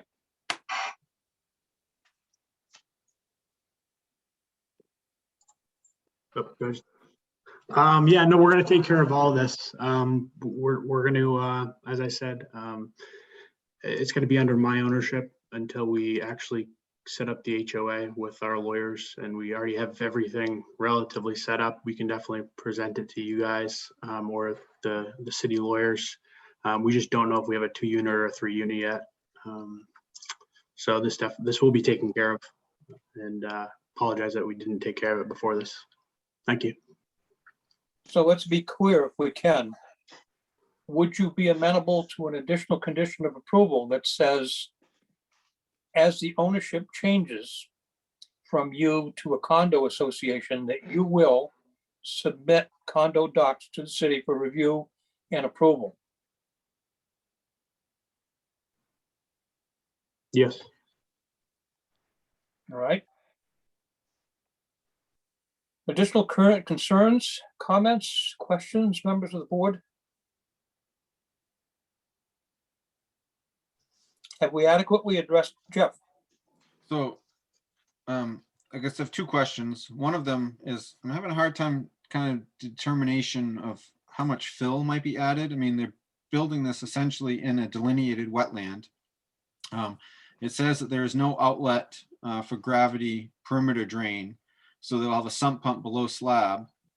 So they're going to be dependent on the pump, I'm assuming, to keep the basement dry. How much elevation change are we talking? I've only seen one page that has some elevations around 66, 67. But I don't know what the existing is. Are they filling in quite a bit? I don't know if Joe Laveria could pipe in a little bit on that. And then this follow-up was, does Mr. Laveria think that formation of the HOA later would avoid a lot of the problems the city has seen previously with private type wastewater pump stations, if that would be sufficient? Applicant, can you address that? I can address the question about fill. So existing grade in the center of that lot is about 65. Grades will be brought up around the building to, I guess, between about 67.5 to 67 at the back. So a couple of feet of fill. Finished first floor elevation will be 69. With regard to your second question, I think you were asking Joe about that. So, Joe, do you have anything to add you want to add? Yeah, I mean, potentially, Jeff. I mean, the problem is on a lot of these things is usually when Public Works gets the call, we're more able to try to help someone if we easily can anyway. Trying to find planning board, conditions of approval or documents that may be in the file or whatever. I mean, obviously, if we know if it's a condo project and they have an E1 station, we're probably going to tell them it's private anyway, and they need to get a plumber. So that's probably how this one would work. But in general, when a homeowner or a project calls and they have a sewer backup issue, we're more often going to try to, if it's something we can help them with, we're going to try to do that anyway, before we start just going into the files to try to say, well, it's private, so you're on your own. So So I don't know if that helps your answer, but I'm just saying, so I would say, I don't, just because the documents are there, I don't think it's generally just gonna mean we're just gonna hang up the phone on them and not try to respond to help them out. All right, thanks, Joe. Remaining questions, concerns, members of the planning board? All right, we'll need to do two separate motions, obviously. We'll need to do one for approval of the conditional use, and then we'll need a separate one for approval of the site plan. If you think we've reached that point, anyone prepared to make, let's take the conditional use first, if we may. Anyone prepared to make a motion?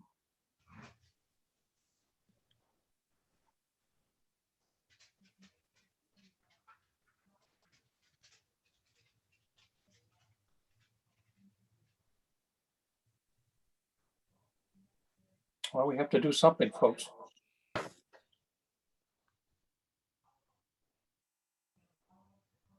Mr. Chair, this is Joyce. I'll Yes. make a motion that the board approve conditional use for the property located at 64 Old Orchard Road with the additional conditions of approval that the condo association or homeowners association agreement be reviewed and approved by the city. Thank you, Joyce. Is there a second to that motion? I'll second it. Jeff? Thank you. Discussion by members of the board. So, Mr. Chair, this motion is for conditional use to allow the 3 units versus the 2. That is correct? Bob and Isabel, can you clarify? 2 units wouldn't require any conditional use review or review with the planning board in general. It would have just gone right to code enforcement. So this is for 3 units. Yeah, okay. Any other discussion of the motion? Let me poll members of the board. Jeff Brochu,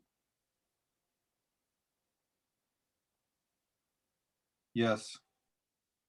Alyssa, Yes. Joyce,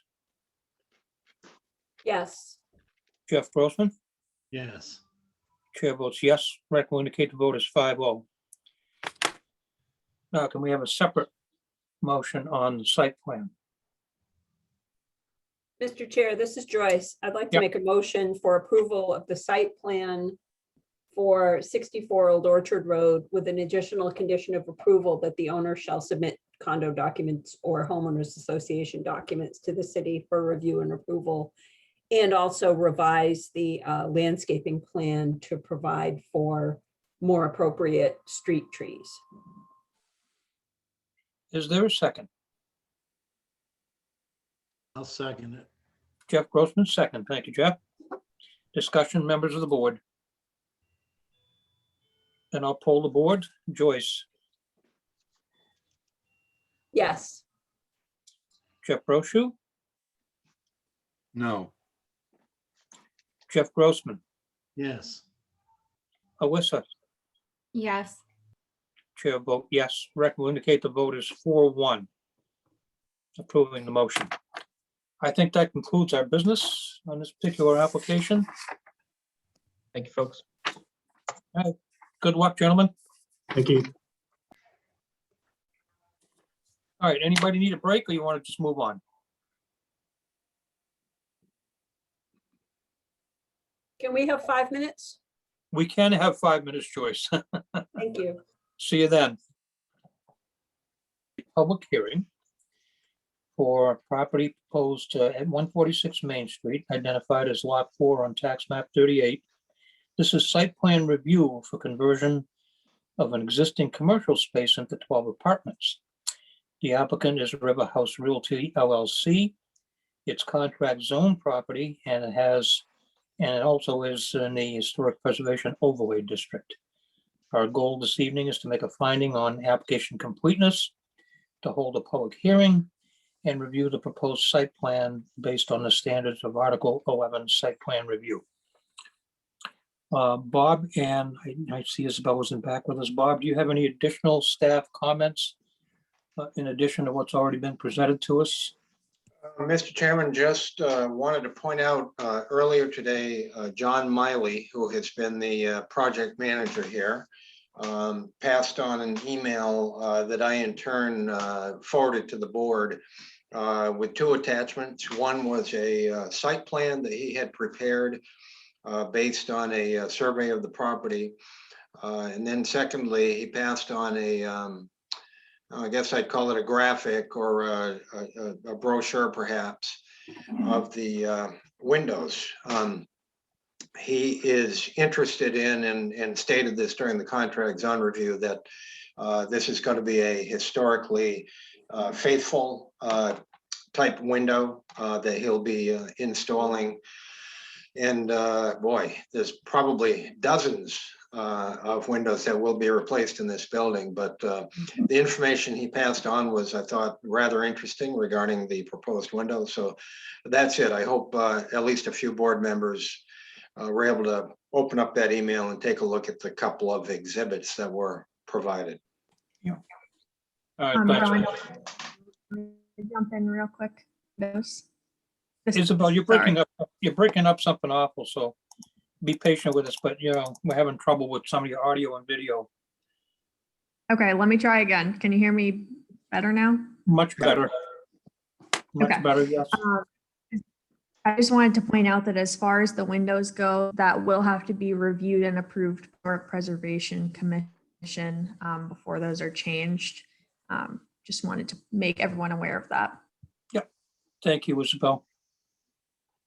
All right, comments or questions, concerns by members of the board at this juncture?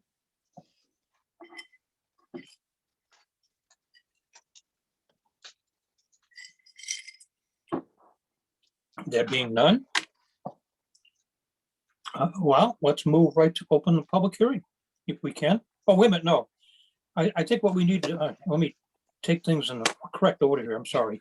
The applicant has requested a number of waivers as he moved towards approval. And so we need to discuss those and decide if we're going to grant those waivers to the site plan application or not. Jeff, you had your hand up, yeah. Mr. Chair, this is Jeff. Yeah. I move that the submission items, section 230-1104, A2A, A2C, A2C6, A7, A9, A13, and A18 be waived as this project is of such a nature as to make this information unnecessary. Thank you, Jeff. Is there a second to that motion? This is Alyssa, I'll second. Alyssa seconds. Thank you, Alyssa. Discussion to the motion. Then I'll pull members of the board. Alyssa, Yes. Jeff Grossman, Yes. Joyce, Yes. Jeff Brochu. Yes. Chair will vote yes. Record will indicate the vote is 5-0. Grant the waivers as requested. In that regard, then, could I have a motion to find the application complete? Mr. Chair, this is Jeff. Yes. I move to find the application for site plan amendment complete. Is there a second? This is Alyssa, I'll second. Alyssa seconds. Thank you, Alyssa. Discussion of the motion. I'll poll members of the board. Joyce, Yes. Jeff Grossman, Yes. Jeff Brochu, Yes.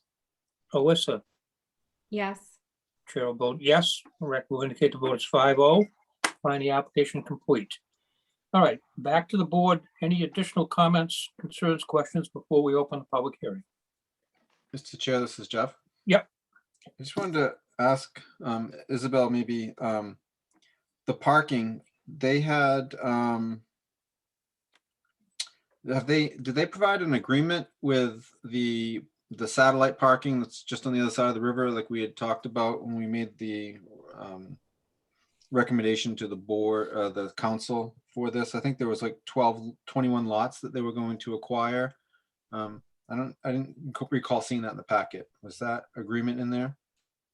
I think you're referring to I think it's like 90 spot parking lot on the other side of the bridge. And he had previously provided the option agreement with the current owner of that. Are you looking for something further than that? No, I just wanted to be clear because you're right. It is a much larger lot and he was just reserving. He had an agreement for the number that he needed for the units to meet the parking requirement. I thought we had kind of said that would be more formalized, and I think it's in here, or it was going to be in here. I was just wondering if you had seen it. Mr. Chairman, if I may. Yeah, go ahead, Bob. Mr. Brocher is exactly right, and I'm sure other board members may recall too that there had been an agreement to purchase that 90 plus space parking lot that's really just steps away from this building, but it's on the other side of the one channel of the river. It's over on Saco Island. So that is part of the record. It was submitted during the contract zone review. The issue is also addressed in the draft conditions of approval that are before the board. And I'm looking at page 124 of the packet materials.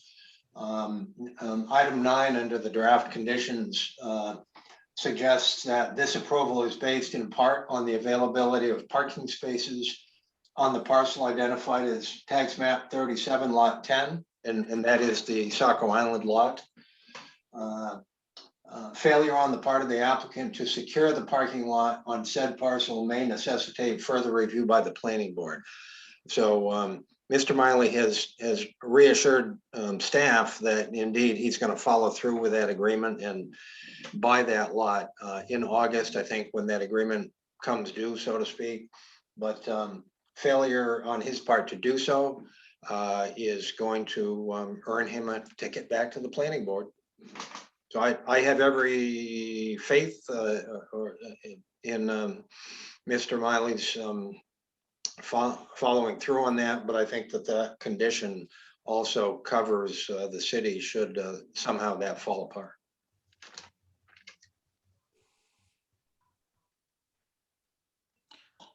Any further comments, concerns, questions? Jeff Grossman.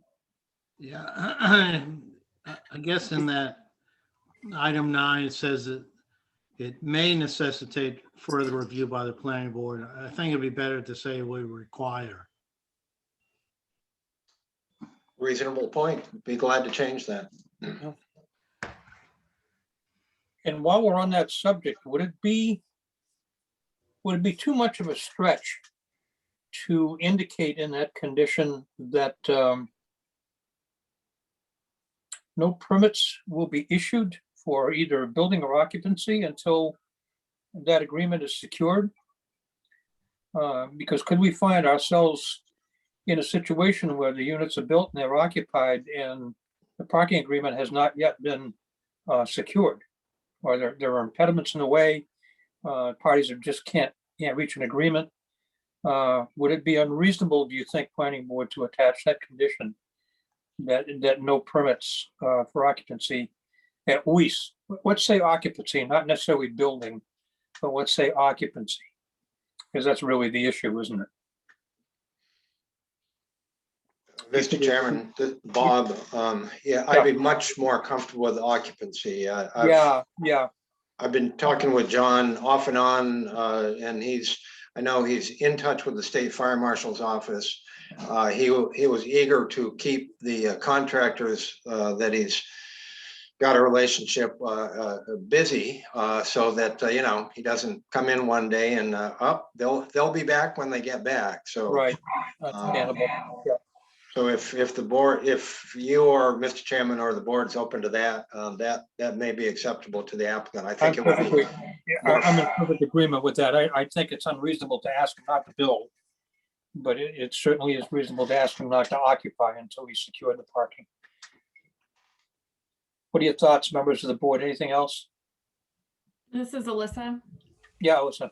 I'm in favor of before occupancy because I believe the last time we saw this project, the applicant stated there was like a target date of, I think it was late August for officially securing that parking. Mhm. So I'd prefer to let them get started in the meantime, like Bob's saying.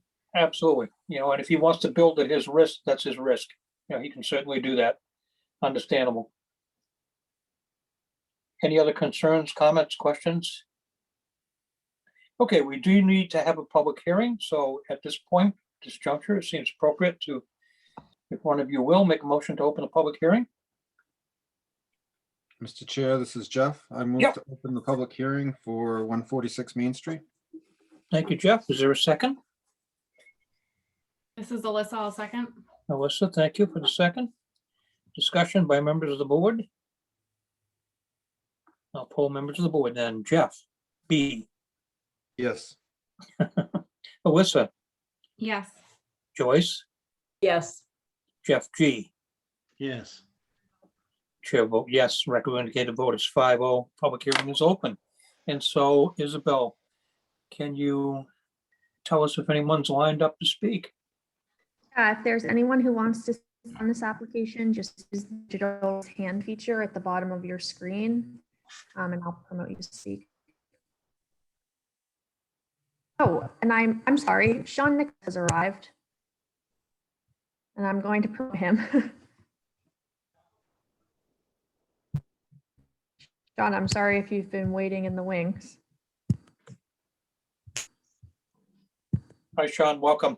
I don't have any members of the public. Okay, Sean, at this point, just in case you've just joined us and you hadn't heard, we requested the waivers that the applicant requested on the site plan application. And we also found the application to be complete. We're now just having opened the public hearing. And given that, I'm comfortable that you can participate with us in the continued consideration of this application. Thank you, Mr. Chair. Yep. So no one lined up to speak, Isabel, in the public hearing?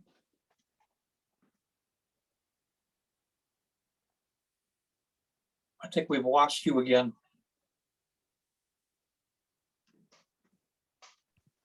No, there's no one with their hands raised.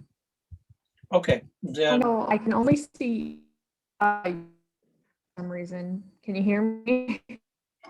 your audio and video is awful tonight. I don't know where you are, but it's breaking up something awful. We need to find you a new venue. I don't have anyone else. I don't have anyone else waiting to speak. I also have fiber internet, so I'm a little bit confused as to why it's doing that, but I don't have anyone. You don't have anyone, okay. Then it's apparently appropriate at this point to have a motion to close the public hearing. Anyone willing to do that? Chair, Jeff? This is Jeff. I move to close the public hearing for 146 Main Street. All right, thank you, Jeff. Is there a second? This is Alyssa, I'll second. Alyssa, thank you for the second. Discussion by members of the board. Then I'll poll members of the board. Joyce, Yes. Jeff B, Yes. Jeff Grossman, Yes. Alyssa, Yes. Sean, Yes. chair will vote yes. Let the record indicate the vote is 6-0. Public hearing is closed. Back to members of the board. Any additional comments, questions that you need to have resolved in your minds?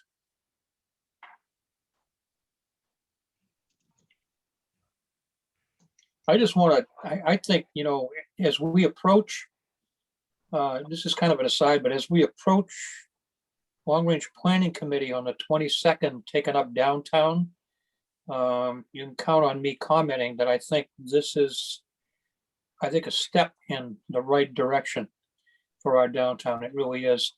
It's a good reuse of a building, and it's going to bring in some people living on Main Street and looking for some of the amenities that might go with that. That's what we need to do to promote our downtown. I'm glad to see it happening.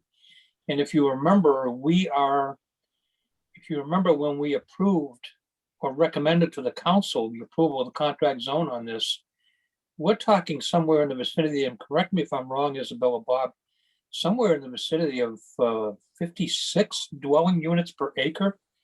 I think with the recommendation on this site, that seems like an awful lot. But research I've been doing lately indicates that the most vital, the most vibrant downtowns are up around 40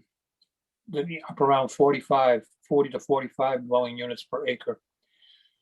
If you remember looking at the 2018 comprehensive plan, one of the recommendations that came out of the 2018 comp plan update was that in the downtown area, we consider removing requirements altogether for minimum lot area per dwelling unit in the downtown.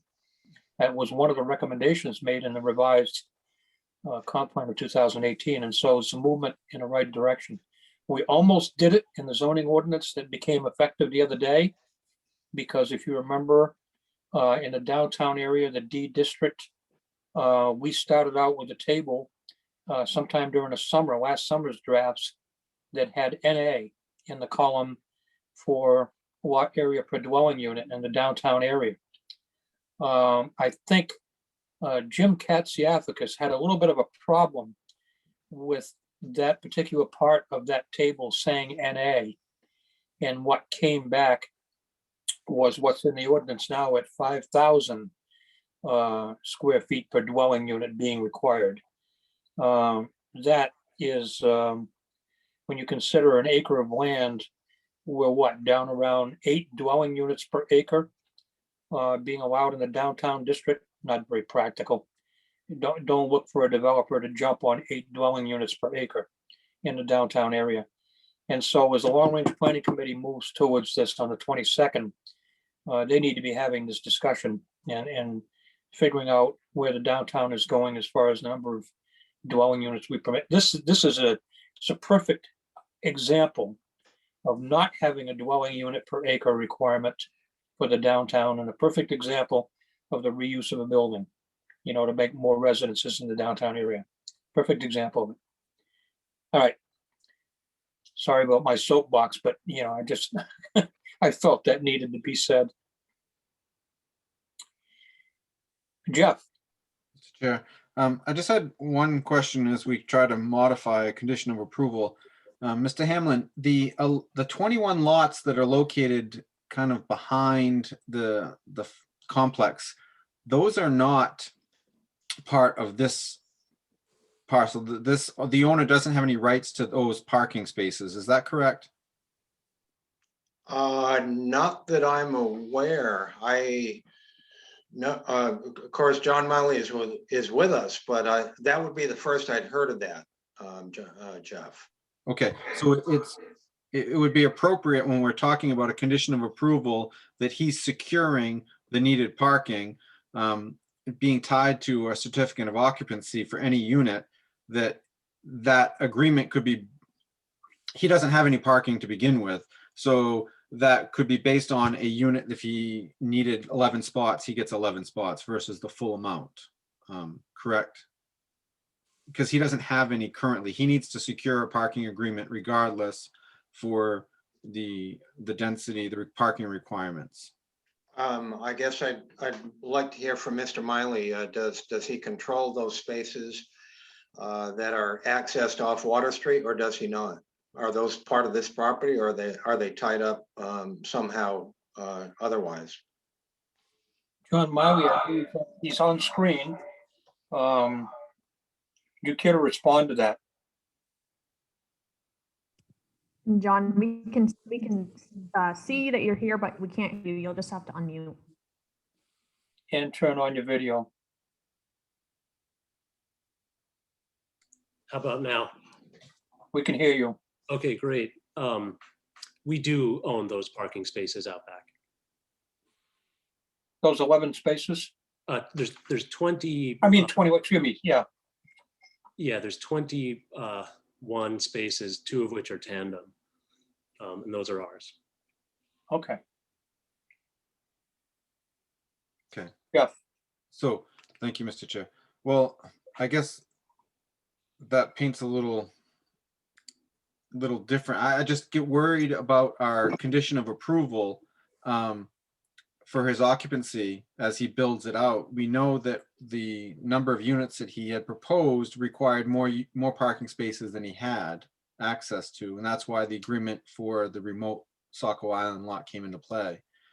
How do we craftfully word that that he doesn't get a certificate of occupancy after he exceeds the needed numbers in his back lot if he has 21 available?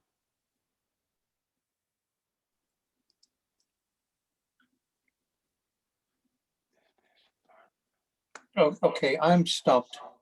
I'm not sure I understand where this is going, Jeff. Well, I guess I'm getting a little confused as well. We looked at how many units he could fit in there and before we made our recommendation.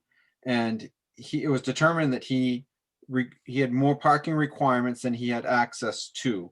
And therefore there would be a condition of approval that he had to retain or enter into agreement for parking on the Saco Island parcel. And we want to tie those together.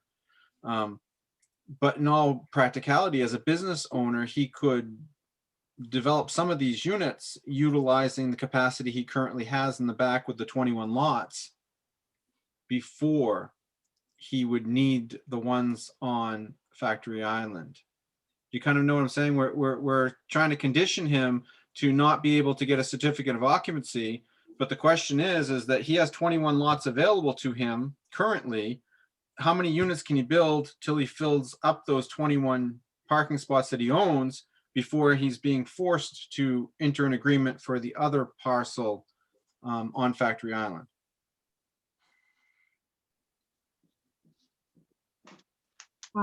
John might be able to speak to this further, but there is an existing business on the first floor as well that's at least utilizing some of those parking spaces. But John does have his hand raised and wants to speak to this, I think. All right. Yeah, Mr. Wiley, Thank you. might we rather, sorry. So I'm sorry, I'm trying to scroll through the packet. Does it state exactly how many parking spaces? I know there's a calculation. Does it state exactly how many we need for the 12 units? They're all one bedrooms. Is it 1.5 spaces per one bedroom? So 18. Isabel and Bob, can you? Yeah, and actually then there's a requirement for basically guest spaces for each, so for each 6. So you would need a couple of extra spaces beyond that, John. Okay, so we'd be at 20, and Yep. we have 21 out back. We have a business on the first floor, but it's the rear entrance to the building. Their primary entrance is on Main Street, and there is parking there as well. So I guess what I'm trying to say is I believe we satisfy the parking requirement the way it stands. We thought presenting our option to buy the 94 spaces from Bernie would sort of seal the deal because it's so overkill. So we didn't intend to confuse anybody, and I think that's maybe what's happened. But we believe we have the parking available right now on the property. So even if that deal, I don't even want to say this because I don't believe I believe it's going to go through. But if in the off chance it didn't, I believe we're still covered with the existing parking on the property.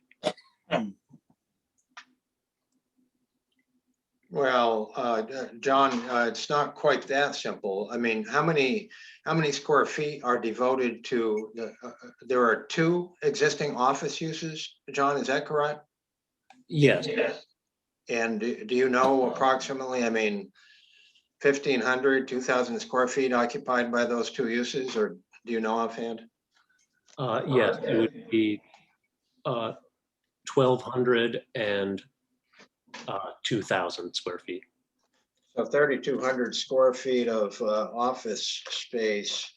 I mean, you know, some of those parking spaces of yours off Water Street are dedicated and required to meet the parking needs for those office uses. Yes, okay, yes, that was an oversight on my part. I do understand that. So I guess we can return to the discussion on how to word that 94 space arrangement. Well, it seems Yeah. like the heart of the matter is that as the planning board goes forward, contemplating your approval, what we need to have as assurances is that the existing parking that you control, 21 spaces from Water Street access, and the number of parking spaces that you will obtain through your agreement for the other lot are sufficient to cover both the residential 12 units of the building and the 3,200 square feet of office space that you've identified.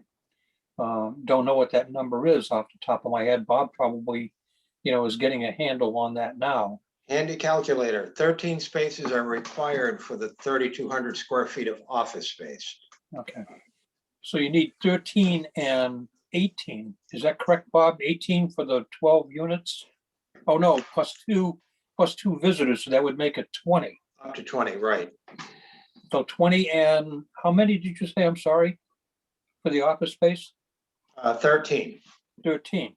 So as the planning board goes forward, to Jeff's point, we would have to have assurances that before you get occupancy permits for the residential spaces of the building, you would have required right title and interest in a total of 33 parking spaces, to support, approval of the site plan. Oh, That okay. sound reasonable? Am I misinterpreting something, or is that what the case is? That makes perfect sense. Yes. And so, is it reasonable for the planning board to condition approval of site plan on the fact that recognizing that you have to dedicate at least 13 of those 21 spaces with access off Water Street to your business uses in the building, that before you get any occupancy or you get occupancy permits beyond a certain number of units that you're building or you're setting up, that you have to secure the requisite number of parking spaces? Yeah, Mr. Chair, if this is Sean, if I Sean, yes, Sean, thank you.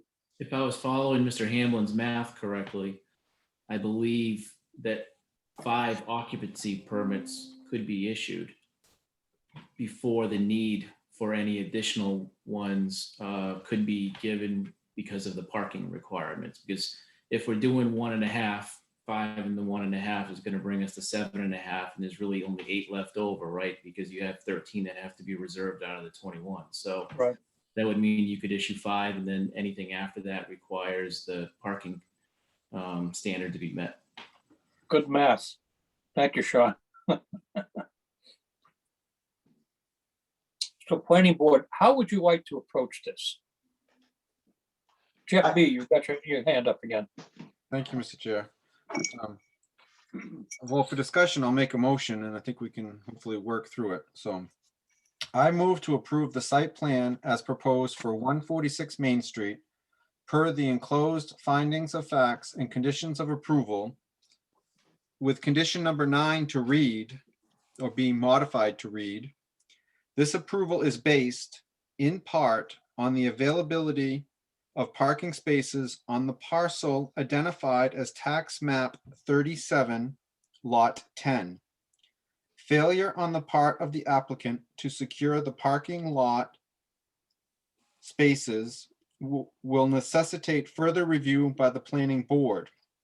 No certificate of occupancy shall be issued until such agreement is secured for the required additional spaces per occupancy. My intent with that is that it gives him some flexibility to get occupancy on additional units, and knowing that he needs to meet the required parking space agreement based on those units requirements. I understand, Jeff. Is there a second to that motion? Mr. Chair, this is Sean. I'll second. Sean seconds. Thank you, Sean. Discussion of the motion.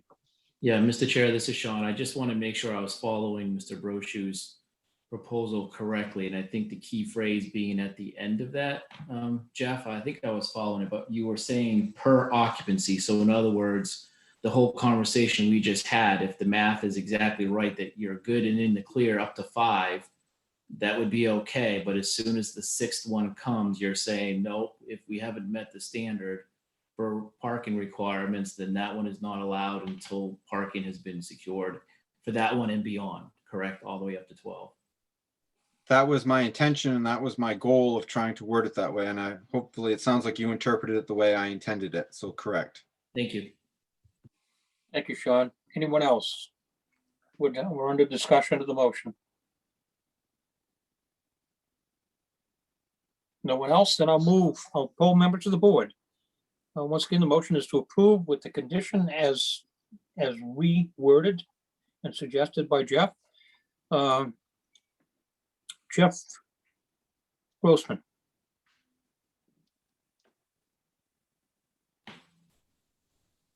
Yes. Jeff Brochu, Yes.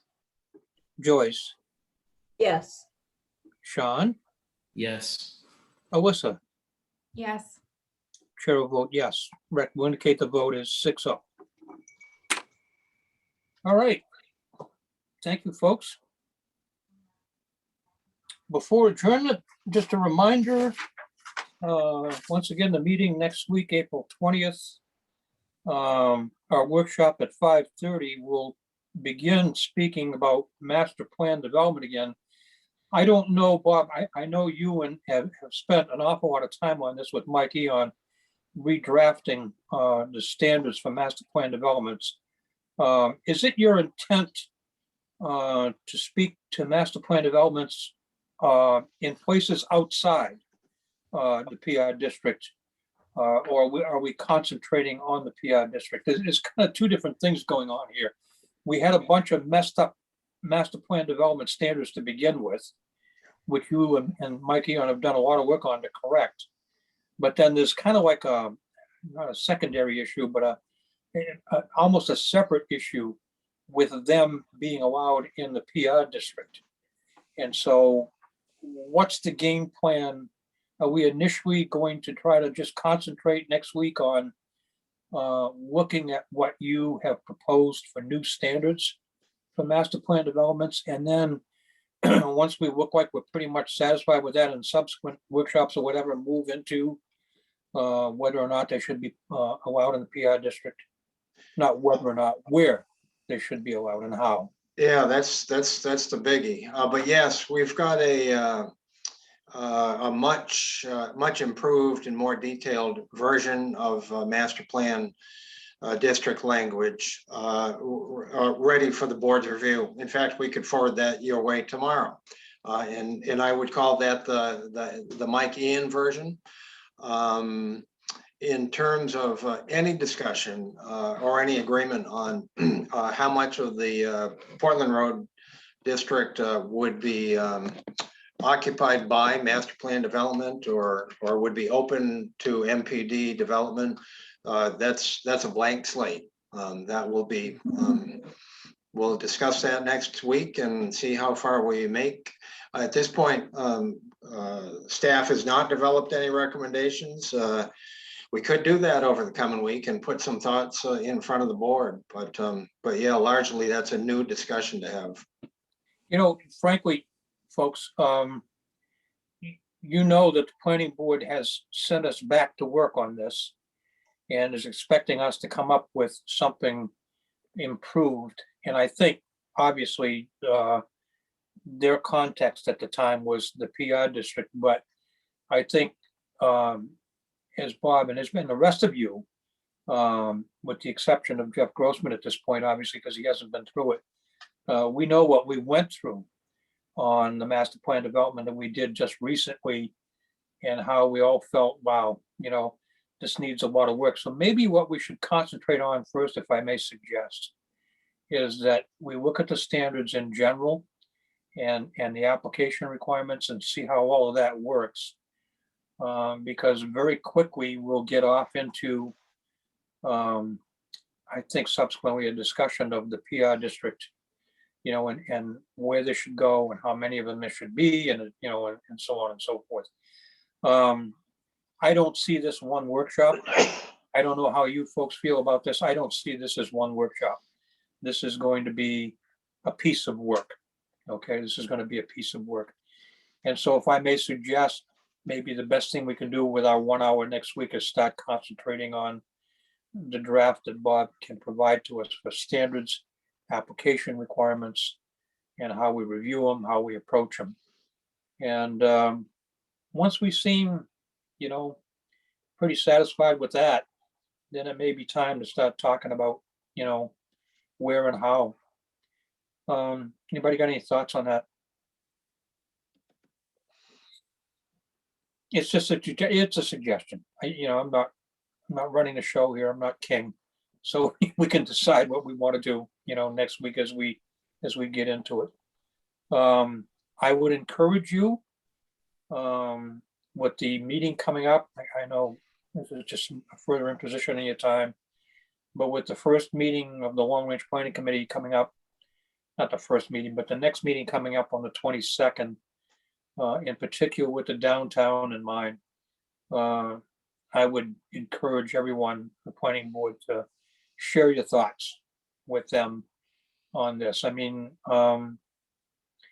if I may say so, we're boots on the ground. We're the people in the trenches. We see this stuff going on, and there is no question in my mind that every planning board member has something to contribute in this regard, you know, to the Long Range Planning Committee. Don't hesitate, you know, to tell them what you think, please. All right, I'm done talking. Anybody else have any concerns, questions before we wrap up for the evening? Mr. Chair, this is Sean. Yeah.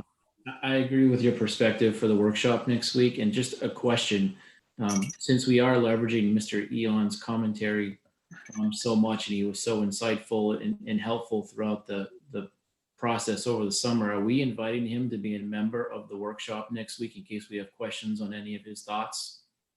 You know, that's an excellent point, Sean. You know, given that it's a workshop, I would be perfectly willing to anybody who wants to sit in and contribute. You know, I mean, why would we not? Why would we not take his input or anybody else's, frankly? You know, and it's all valuable to us.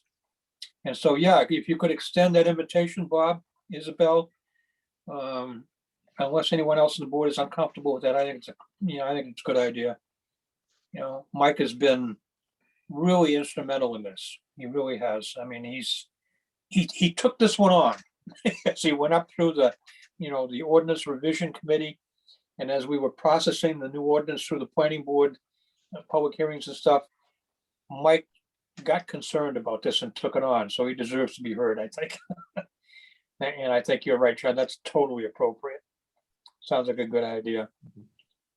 All right, are we wrapped up for the evening? All right, without a formal motion to adjourn, thank you so much, everybody. Jeff, thanks for your participation. Looking forward to having you around, bud. Thanks. All right. We'll talk to everybody soon. Be well, everybody, right? Good. Take care. Thank you.